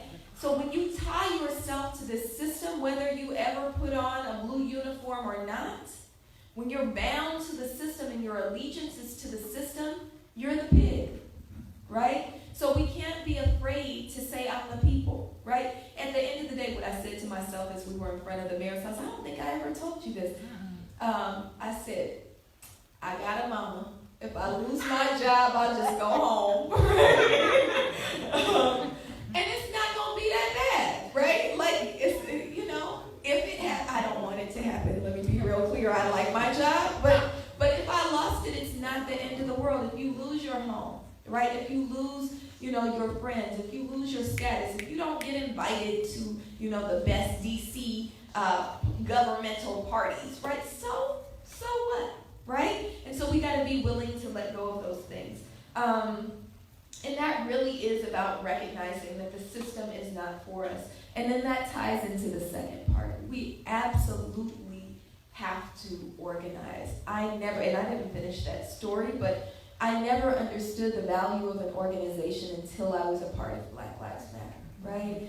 So I would go out as an individual or with my family. My family is also organizers, right? We go out together to a protest and then go back home, right? But being a part of an organization is really about kind of building the community that you need to hold you up. And April knows I'm kind of not good on the self-care thing. I'm kind of critical on the self-care, but I've started to revisit it. And I know we talk about self-care, but I think that we should reframe self-care. I think we should call it community care, right? Because self-care has become this indulgent thing, right? Where, that was weird, where we say things like, I need me time, right? Or the one I hate from the young folks is, I'm at capacity, right? I hate that damn saying. I'm at capacity, right? Like, what I say all the time is, Harriet Tubman, I'm sure, was at capacity the first time she got to Canada, right? So when it's your capacity, right? The thing is, though, when we tired of running and our feet hurt, we need to be able to put our feet up on somebody else's lap and get a massage, right? We need somebody, like you said, like to step back and really check in and say, how are you, right? And really say, sometimes you think you gotta martyr yourself, but you don't, right? That's community care. We have to love and protect one another. And the last thing that I'll say before I say something about BLMDC is that healing justice work is the work, right? That's part of the work. So you're really not on a break. You're shifting what you're doing, right? For now, right? You're shifting what you're doing. You don't have to be on the front lines yelling, going to jail, getting beat down in order to be doing the work. Figure out what it is you have to give and give it, right? But all of us have to be giving something. The last thing that I just want to say, and some organizers from BLMDC, April's here from BLMDC, is that self-care, BLMDC's emotional emancipation circles are every Wednesday, and they're right across the street from Howard, and everybody is welcome, yes? What time on Wednesday? 6:30. Black folks are welcome, so it's black only space, right? 6:30 Wednesday nights, what's the exact? It's 733 Euclid. Right, so this is how we love and protect one another. So please join us, please organize with us so we can build safe and healthy communities that vision and struggle and are committed and will win freedom for our people.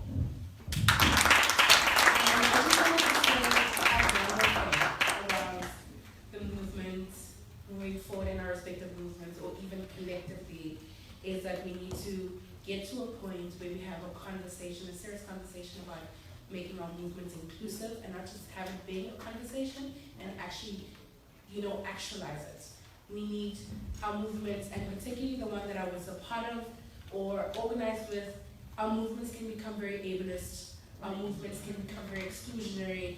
We start to recognize being on the street as the only thing. Right. When we forget that there are Black people who cannot be on the street with us sometimes, and who the best that they can do is share or start a conversation within their homes. And we need to make space for those things. Because even though we can self-care, community care, but these spaces become triggering. So we should have a space for people to organize otherwise and recognize that as a valid way of organizing. And not just saying, where were you when we were on the ground? Why did we miss you? Because having to constantly, and I will speak with myself and many other people, today be arrested and be imprisoned or whatever happens, having to deal with the police today, and then I have to wake up again tomorrow and do the same thing, doesn't work. It doesn't always work.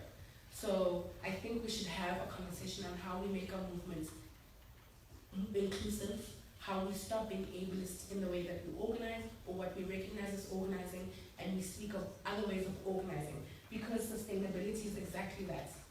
other ways of organizing. How do we organize and get our message across without always expecting people to be doing the same thing? Because the same thing becomes taxing and it doesn't always give us what we need.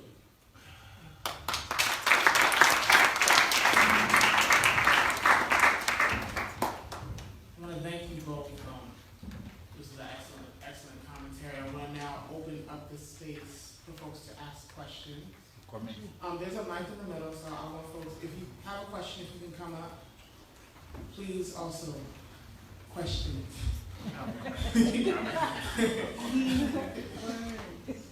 Okay, yeah, how you doing? My name is Ben. My first question is, what is the role of the economic freedom fighters in the Fees Must Fall movement, if any? And do you think that if they were a majority government, would it be any different in terms of response for education or just in general? Should we take an answer or should I just I can jot down a few questions and then we can answer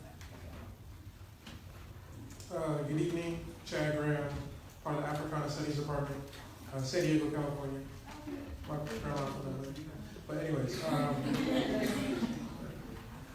guess I'm trying to figure out how to turn it into a question, but a lot of our movements tend to be still centering white people, like how are we going to defeat them, how are we going to like struggle against them, but we don't really have enough discourse around what we want our communities to look like if they just disappear like randomly, but that's something that needs to be addressed.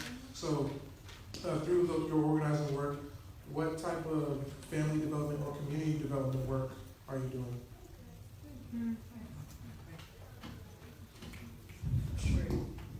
Good evening, everybody. How's everybody doing? Good. My name is Clay. I'm a graduating senior from history major from Detroit, Michigan, the best city on earth. Yes, I see my out there. Okay. So I have two questions. I guess the first one is, you guys didn't really touch on like the risk of organizing, like infiltration. I know we talked a little bit about like white people being in that space and how they can be utilized, but how do you address, has there ever been an instance where your organization has been infiltrated? Has there ever been an instance where, and we see this a lot in the Black church, where like people, they don't like what you're doing, so they decide to, you know, kind of break off and branch off and do their own thing? Is that, you know, I want to get your take on that. And my second thing is like, there's a big generational gap, especially with this approach to like the struggle for, so now they have t-shirts like, this ain't your grandmama's civil rights movement, I think is what it says, or something like that. And basically, like, our generation is speaking out, and we're saying, we're getting a lot of backlash from the older generation, but we're saying basically, like, the same things that you used to do to our ancestors, like, won't be acceptable. Like, there's another shirt that says, don't let your president get your blank whooped.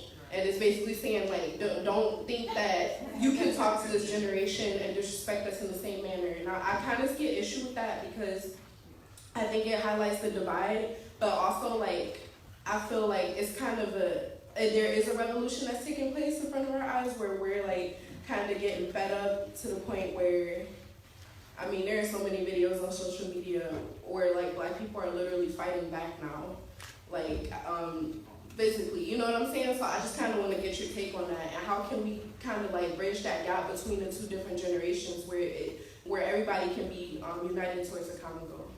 Thank you.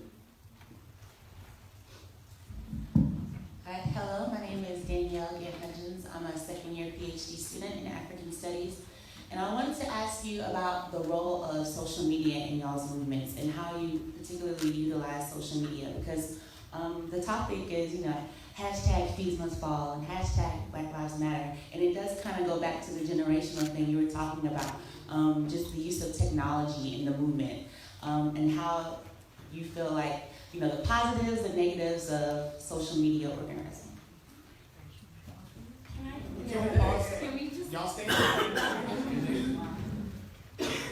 Okay. So the role of the EFF. So, I mean, when we decided to organize last year, one thing that we thought would be very integral is actually saying that we're organizing as a movement, that we're going to make it a space, a non-partisan space, which means that we are calling all students, from even the students who are partisans, to come and organize and make the space about an issue, the issues, rather than what your political affiliation can bring forward to us. That worked for a bit, and then people went back to their politics. And for me, partisanship is actually, in my opinion, the demise of a lot of things.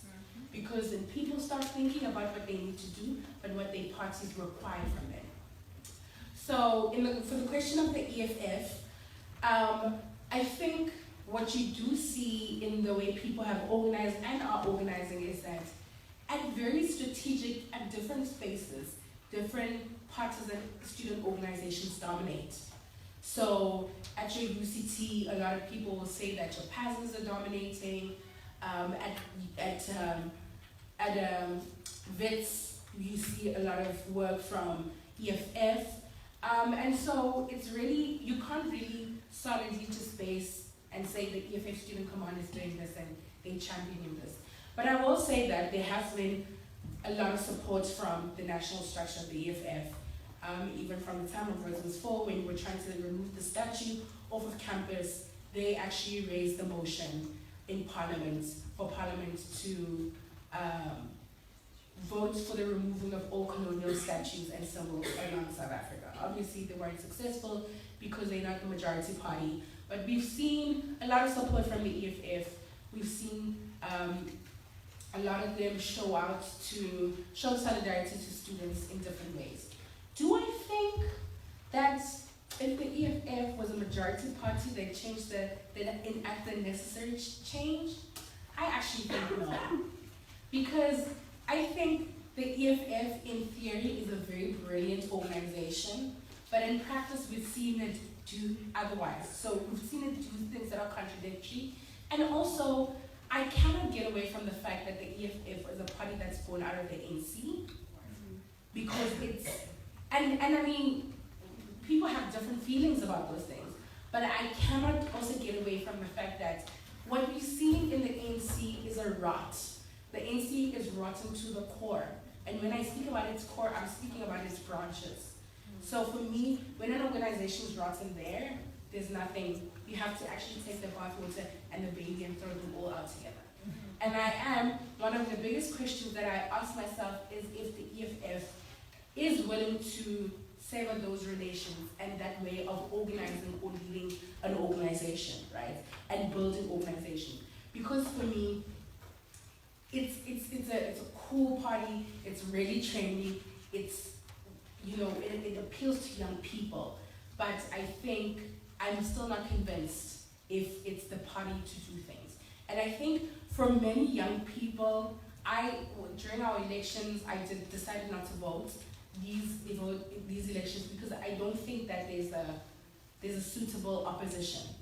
Firstly, I wouldn't vote for the ANC. Secondly, and I'm a former ANC member. I organized for the ANC extensively. I did a lot of work. I did become the solution. I still don't think that there is an opposition. And beyond an opposition, I also am convinced that partisan politics will do nothing for Black people. So the question about the risk of infiltration, I think it's everywhere, right? And we saw that happening last year when we were organizing with around fees was full. It got deep at some point because we used WhatsApp to organize and get people screenshotted things and just posted things on Twitter that are so out of context. Obviously made people look so ridiculous. And those things exist because organizing is also not perfect, right? And we shouldn't always be convinced that we're always going to agree with the people that we're in the same space with. And that people have the majority to say, look, I don't agree, but I'm going to step out of the way and allow the work to continue.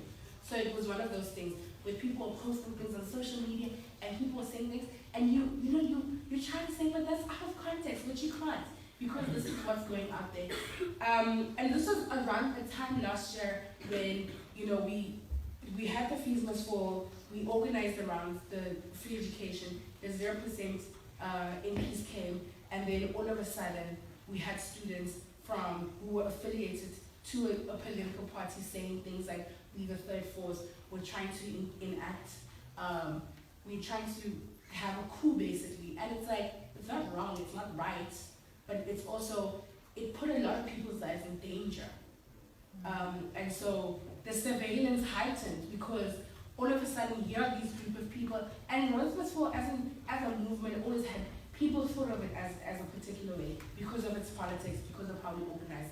So when those things happen, where people were calling us a third force, then the surveillance heightens. It put people's lives more in danger.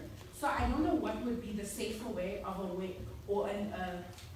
a safer way of organizing people or of communicating with people, but it's a risk that organizing is risky. Communicating with fellow organizers is risky. And I don't know if there's a way that you can actually stop from being infiltrated, because you also don't want to stop people from coming in because they feel like they have to prove themselves, that this is the space that they want to be in. So that's it. So the generational gap, sorry, I'm just going to try and get through. Generational gap is something that exists in South Africa. And I'm going to say something about the things that you just said about the t-shirt. A friend of mine actually tagged me in one of those slogans that said, "Dear racism, I'm not my grandparents," or something. And I was like to her, yes, because I would whip you. I'm telling you. And then I saw another t-shirt of the same, and then somebody changed the wording saying, "I'm like my ancestors." And I was like, you're right. Because I'm actually a descendant of rebels. None of my ancestors would have taken any, and none of them continue to do it, right? Many of them organized, and that's why we've moved closer to something, because I am a descendant of ancestors who said no, not with us, not this time, not ever. So I think that it changed my perspective, and I was like, it's actually right. This is a continuation of work that's been happening for very long. And finally, the generational gap. Ooh. Look, in South Africa, this is how it happens. We have people who fought this before, who are saying to us, and this is the thing. When you're organizing well, you want to believe that one day your child will not come to you and say to you, "I was called this at school." You want to believe that people around you are not going to have the same experiences as you. So you know that a lot of the work you're doing now, you're not necessarily doing it for yourself, but you're doing it because you don't want to hear people coming back and saying, "Remember that thing you told me about that happened to you a few years ago? Or under apartheid in 1976? I just ran from a police bullet," right? And I understand it. And so a lot of the pushback from older people who've organized against the apartheid government, who've organized in different ways, have said, "We've done this before, why are you doing it?" Right? Because it's so hard to comprehend that, like, my child is going to come back and say the same thing happened to me. And we've had people say to us, "But this is not the way to do it.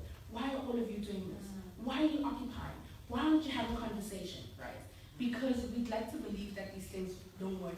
But the only way is for us to listen to each other. Sit down and speak and listen to each other. Because I think there's a lot of learning that can happen from both sides. And I don't know when that's going to happen, because I think both parties get very defensive. I had all the people say to me, "Listen, all of you are just not wanting to go to school. We fought for you to be able to go to all these nice schools. Now all of you want to go create a mess there." But then I say, well, I mean, clearly something's still wrong, So I think that's the only thing. It's conversation. It's getting through that and actually recognizing that the system does not stop. It recreates itself, and in different ways. And apartheid, it was the racism that you can see. Somebody's going to come and say something to you. Now it's institutional. Well, it was institutional then. Right now, we are really containing with the institutional one, and it's the harder one, because you don't know what to say to a person. How do you say institutional racism looks like? How do you convince to somebody that it's not about race, or it is about race, when everything about you, this Rainbow Nation says that this race thing is over?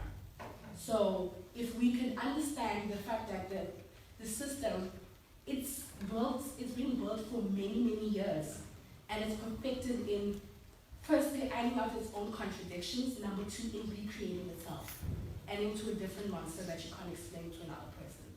Just finally, on the social media, I think social media for us was an important tool in our organization because it gave us access and the ability to connect to people that we wouldn't be able to connect to otherwise. I think it gave us an opportunity to speak to people and actually tell people what was really happening because we were contending with this big machine and all these resources that the university had. So it was an important part of our organizing, important part of reaching out and connecting with other activists and getting our message across. So I'll just pick up on the points that I think still need to be, that I have left to address. So first, social media, I agree that it's an important tool. One of the things that people misunderstand with the hashtags in front of the names of our networks is that social media is a tool, it is not the movement, okay? So we organize, we do some of our organizing online, and there's organizing that you don't see because we don't want you to see it, right? And so not everything not everything that we do is hashtag, right? I think that we're learning, especially in this context, and the sister that asked this whole idea about surveillance and infiltration, is that some of the things that our grandparents did, we still need to do, and we forgot that we need to do them, right? So face-to-face work, right? Getting to know you work is work, right? They weren't just wasting time when they sat down and had meals together, right? That's important work that has to be done. And so we're learning that social media has a role, but remember, everything that you do on social media is monitored, right? Think about how it tells you now. It'll tell you, like, I think you might be interested in this story. How do you know I am? But how did you know I'm interested in that, right? So it's monitoring us. It's picking up those, what are they called, algorithms, right? And it's kind of figuring out we're giving it a footprint, right? Giving ourselves a footprint. So what do we want to tell on ourselves about, and what do we not want to tell on ourselves about? And then just kind of talking a little bit more about this whole question of security. I think right now one of the things, who asked that question? Was that you? About security, like safety and infiltration. That was right. So one of the things we're prioritizing now within the network is safety. And so a lot of people are saying things like, but you need to be transparent. No, we don't.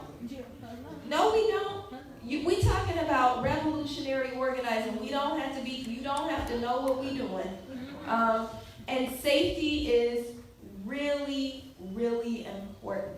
So there's a relationship between these fissures that you talked about, people who might not have liked how somebody said what they said, or really have real issues with something that's going on within an organization.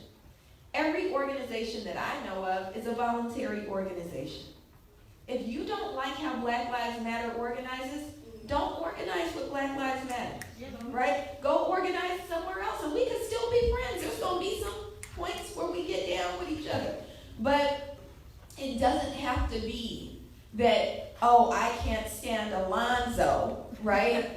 Because he said this in a BLM meeting. Because when you start doing that, and when you start outing that using social media, right? And some people, I'll raise another point in a second. But when you start doing that on social media, there are safety and security issues that come as a result, whether you intended it or not.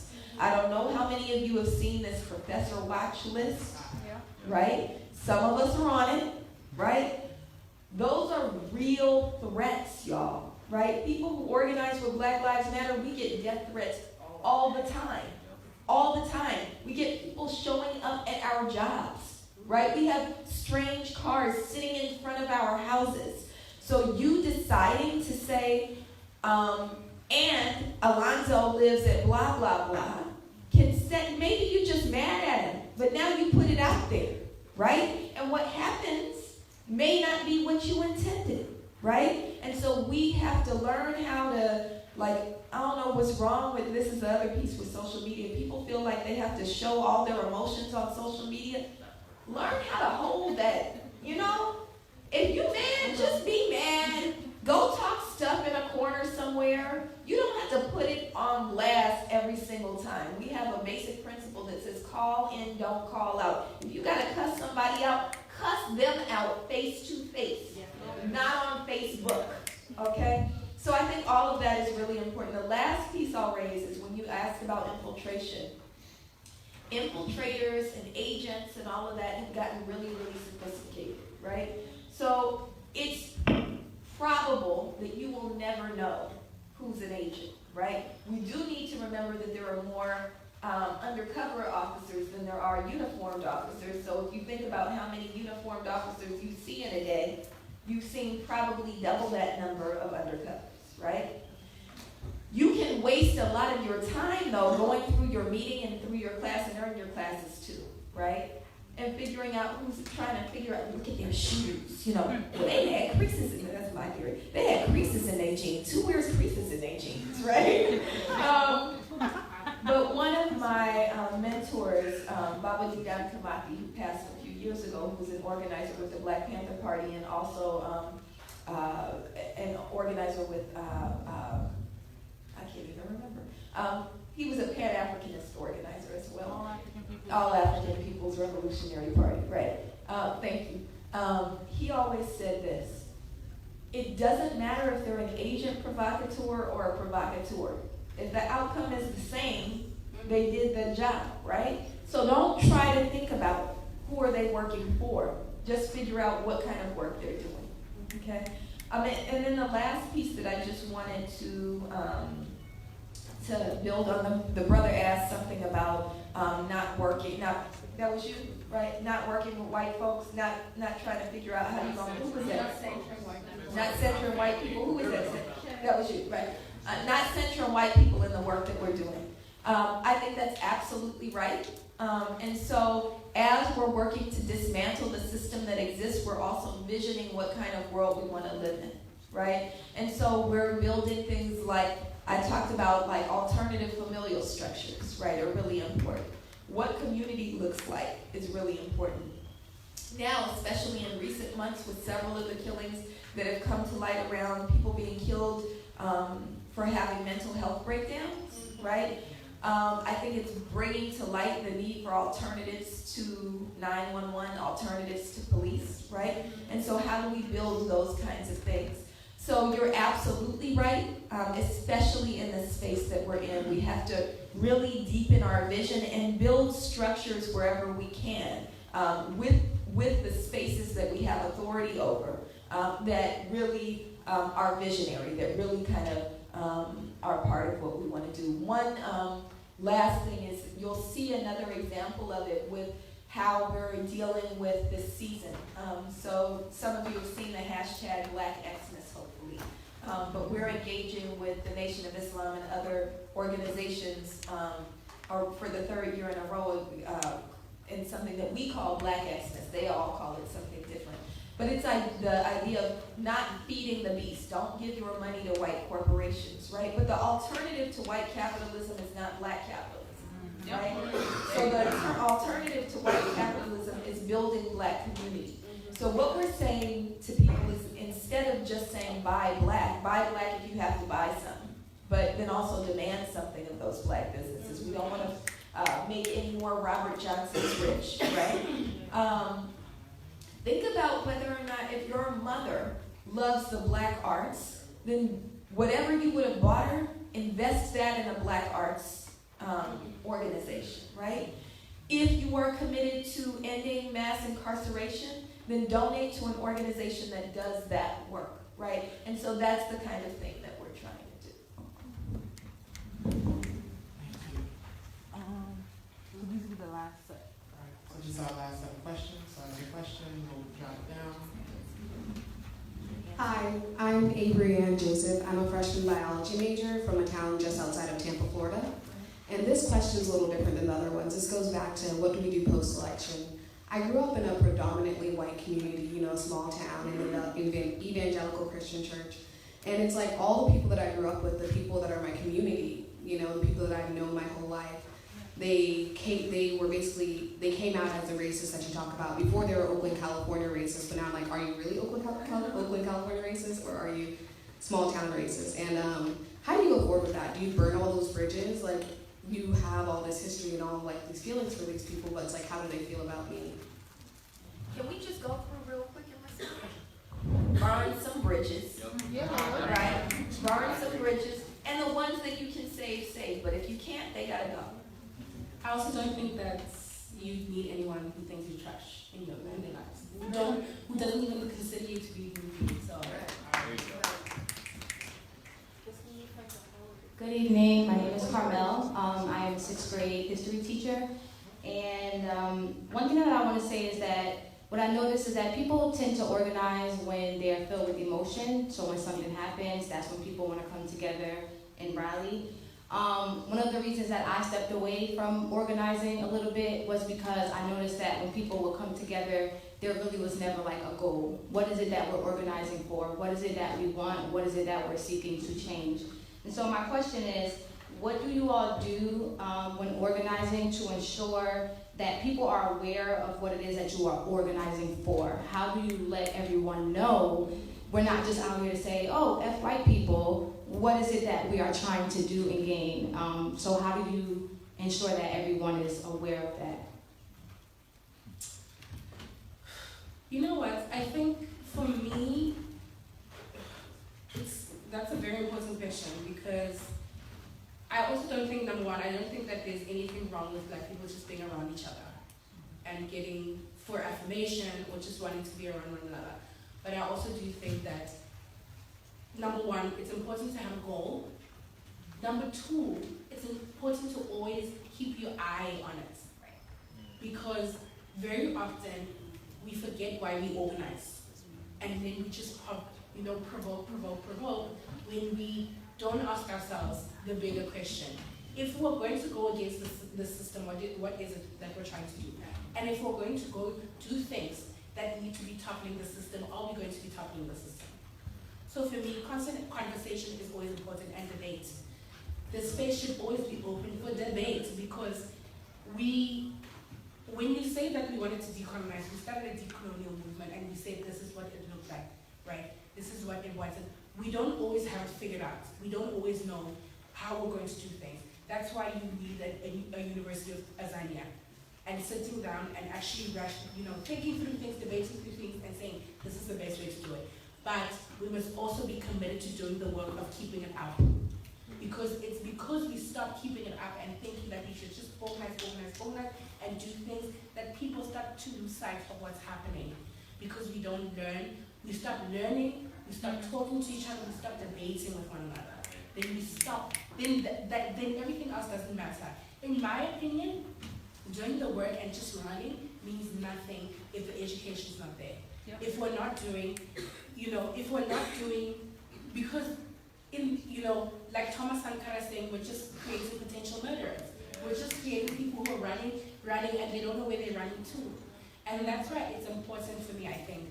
That's the only way to open those spaces for conversation.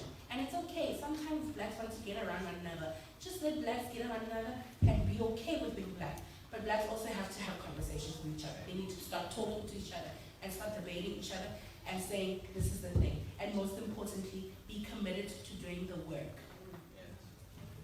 So I'll just add that I think the emotion is important. And so, I think that's part of what you're saying with being around each other, right? So sometimes people just need to say F white people. Yeah. They need to, right? Or F the police, or whatever it is they need to say. You've got to let that happen. We have to let that happen. And then we have to allow people and kind of think of ourselves as facilitators, right? Where people arrive at their own solutions, right? If the organizing work that we're doing is right, if it's righteous, people are going to wind up in the same place we're at, right?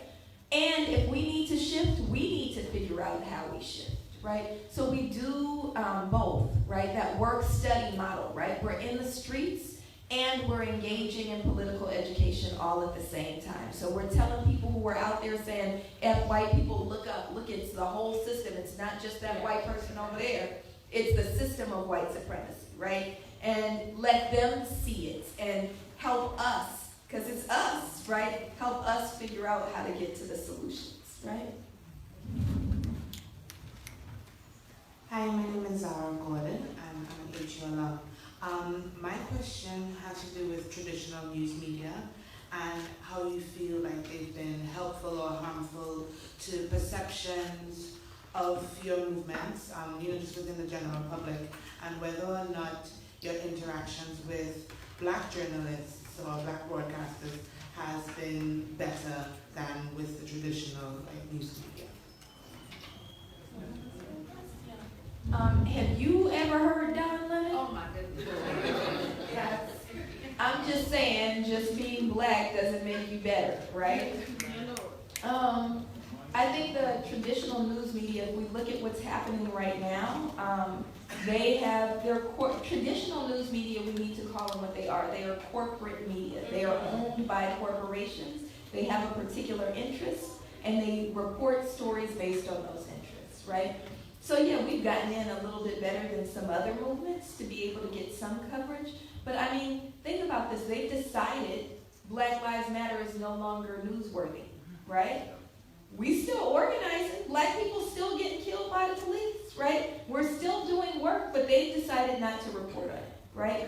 We think we've had the longest occupation, Black occupation in U.S. history when we occupied City Hall just a couple months ago. We were there almost 2 months. We can't find a Black occupation that went longer. The Occupy movement went 60 days, we went 54 days, right? And we were Black, right? It was a Black word. There was no national news coverage, right?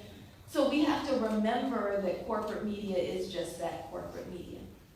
There are Black independent journalists. I mentioned Ta-Nehisi's Chimaranga. I would encourage us to follow her. I would encourage folks to look at Black media, Black independent media. Pacifica stations are great, and do a much better job at covering news. But I think that we also have to figure out how do we amplify our own stories and not just rely on, whatever, even when we think it's leftist news, MSNBC or something. We can't just rely on what it is they report. We have to be able to tell our own stories. So, just very short, I think for us, corporate media was an important part of our start, right? Because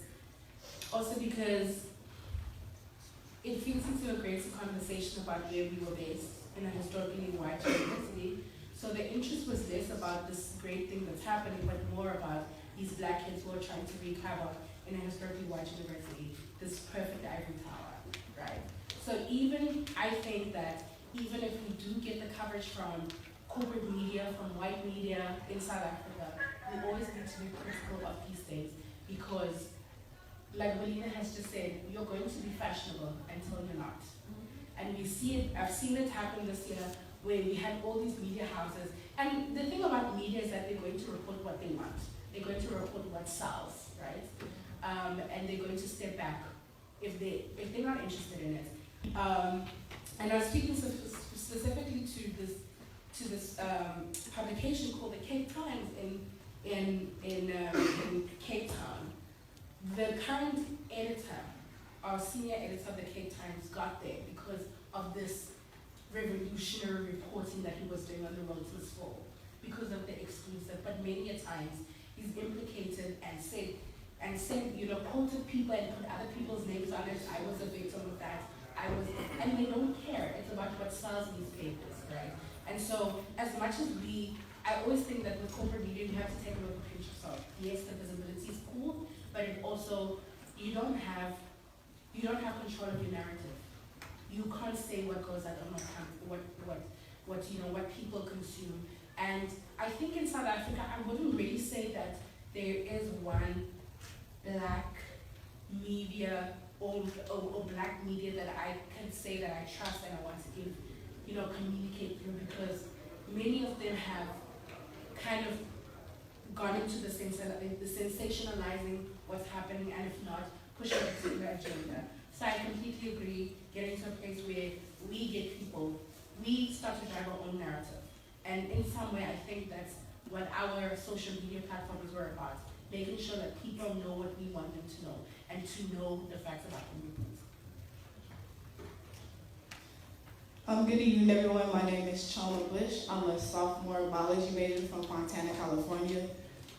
My question has to do with organizing here at Howard. A lot of Howard students, it's easy for us to, go on Twitter, retweet, or even, join a group meet. I remember a couple months back, there were like 2 killings back to back.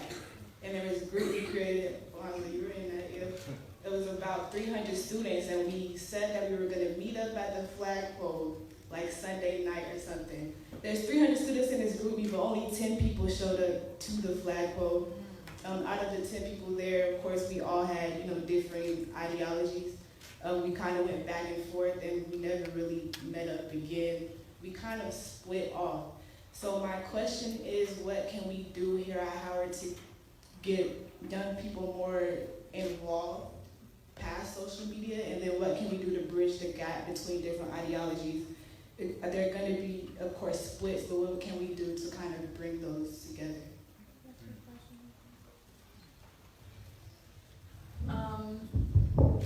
So one, I think 10 people is better than no people, right? We sometimes see like these massive marches and demonstrations and think that that's what a movement is. Most of a movement is a small group of people, right? Like, so when Black Lives Matter started, there were 30 of us, right? 30 of us meeting in a courtyard somewhere, and now there's tens of thousands of us, right? So get with who you got, get with who you got, and once you start moving, people are gonna come. You just gotta start moving. So don't be discouraged. If it's you and Alonzo, I know the 2 of you, and King, right? If it's the 3 of y'all gonna go hard, right? If you need to pull both in, there's a BLMDC chapter that you can pull in, right?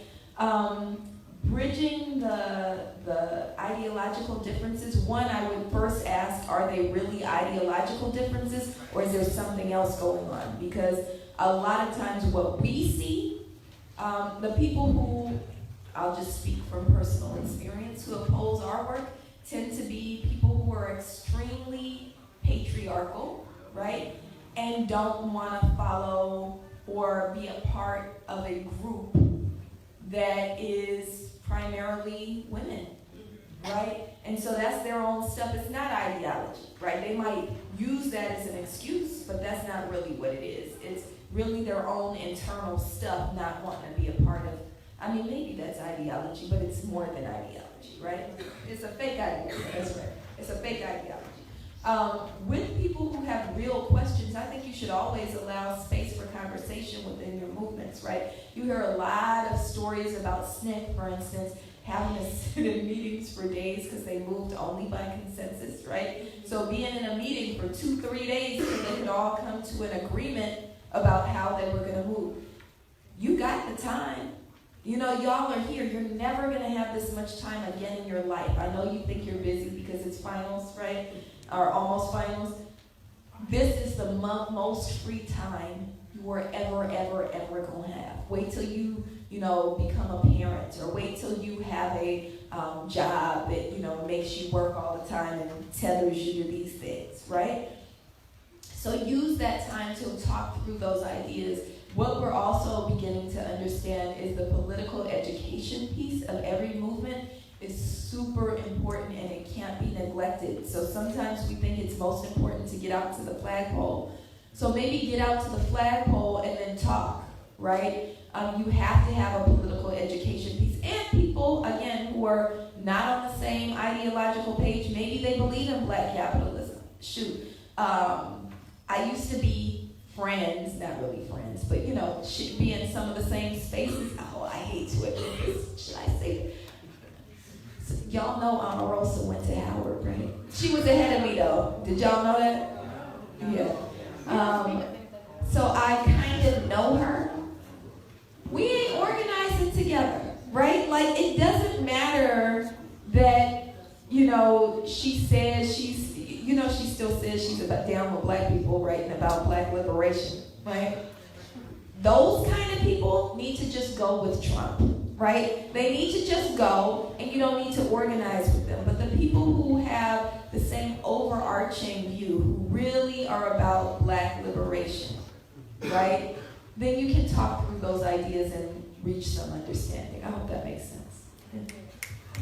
I completely agree. I actually want to say, like, well done for the first meeting having 10 people, because sometimes it's not even 30 people, it's 5 of you doing behind the scenes work.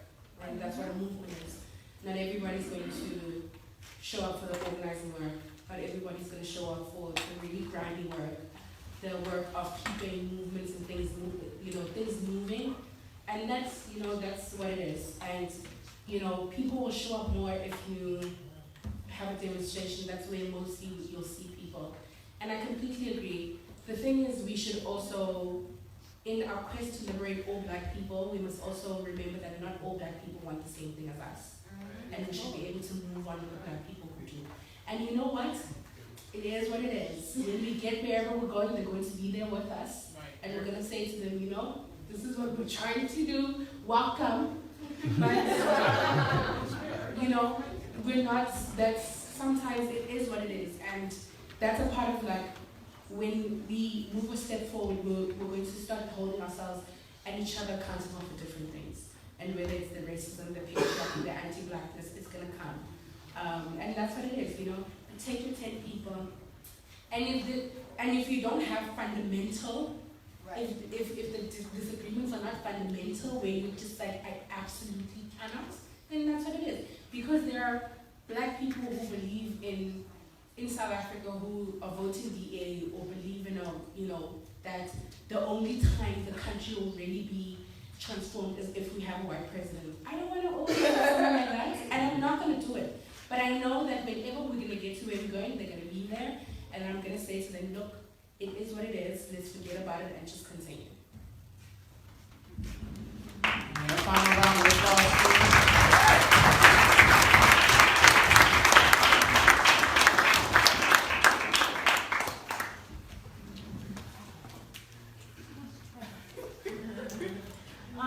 Wow. I want to truly thank the folks that came out. I think we had a really good, so give yourself a hand. And just kind of a couple points. I definitely think, you know, being at Howard, and I've seen you a couple times, told you to come take an African Studies class. So taking classes in the African Studies department and the African American Studies department will also help you be more woke.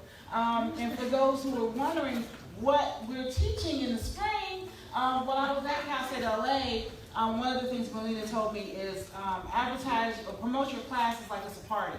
And so I created a flyer that's in your packet that lists all the spring courses that the African Studies and the African American Studies department is teaching in the spring, so you don't have an excuse. Take a class.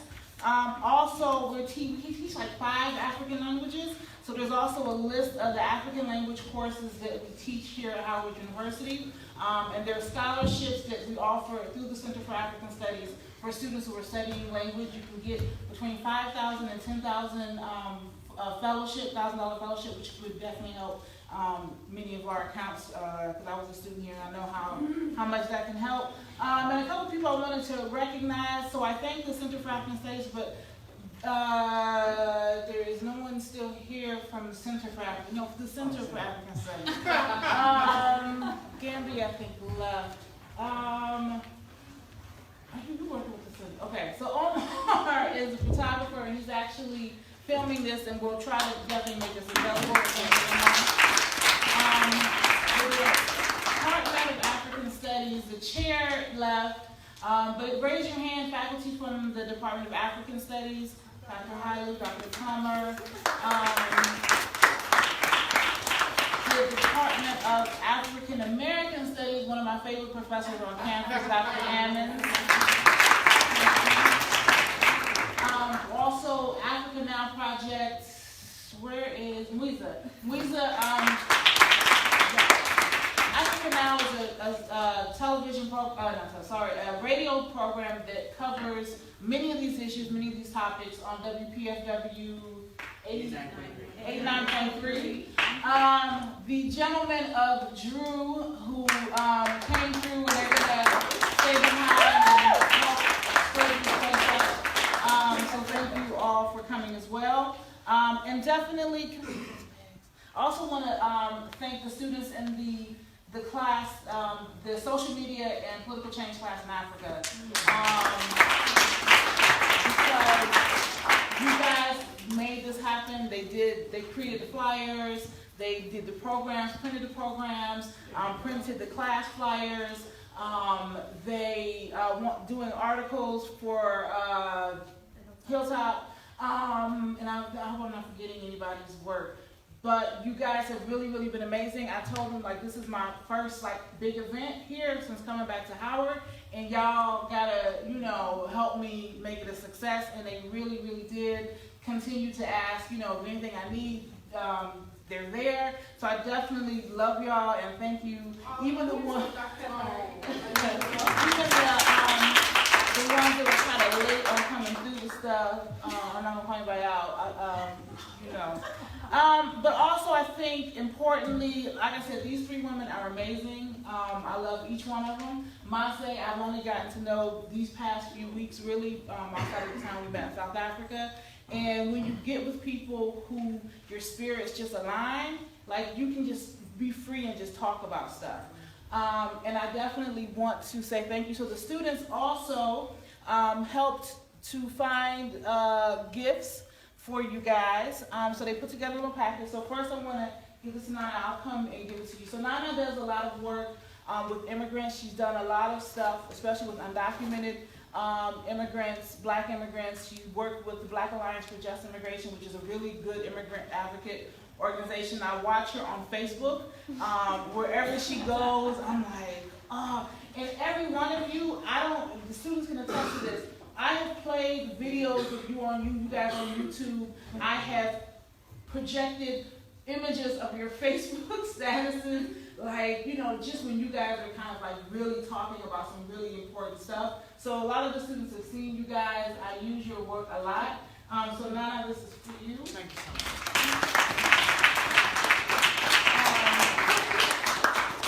So Melina, I taught at Cal State LA before coming back to Howard, and she was the chair of the Pan-African Studies Department. And when I was in the department, I really didn't realize the value in having her as my chair, and left and realized she taught me a lot about being an activist. A lot about, when I came back from Tanzania and BLM was organizing in LA, and she was like, you know, you need to come to the meetings. And I started coming to the meetings. And it's interesting when they were like doing their actions and we about to shut it down, a lot of the times people would say, oh, I can't, I'm gonna get fired. I'm at home and Melina texted me like, we at this protest, where you at? I'm like, so there was no such thing as I'm gonna get fired if I, go to this protest. And so she was supportive and really providing an example of how as academics, we should also be there to facilitate our students. And so I want to give this to her as my friend, as my colleague, and as my soror. Melina, if you have any questions. That's not it. It's all about the colors. And Mase, I met her briefly in South Africa this past summer, was looking for someone who was legit and woke and amazing, and met her and immediately was like, we have to make this happen. And we finally got the funding to do it. And she's been here workshopping with the students for a few weeks. She's working with them on their campaign projects. And really, I'm an activist. I'm not necessarily an organizer, and there's a big difference. So when there's a protest, I'm there. When we're making signs, I'm there, but I'm not usually the one in the strategy session. And so what she was able to pass on to the students was really, really invaluable. So I definitely want to thank her as well.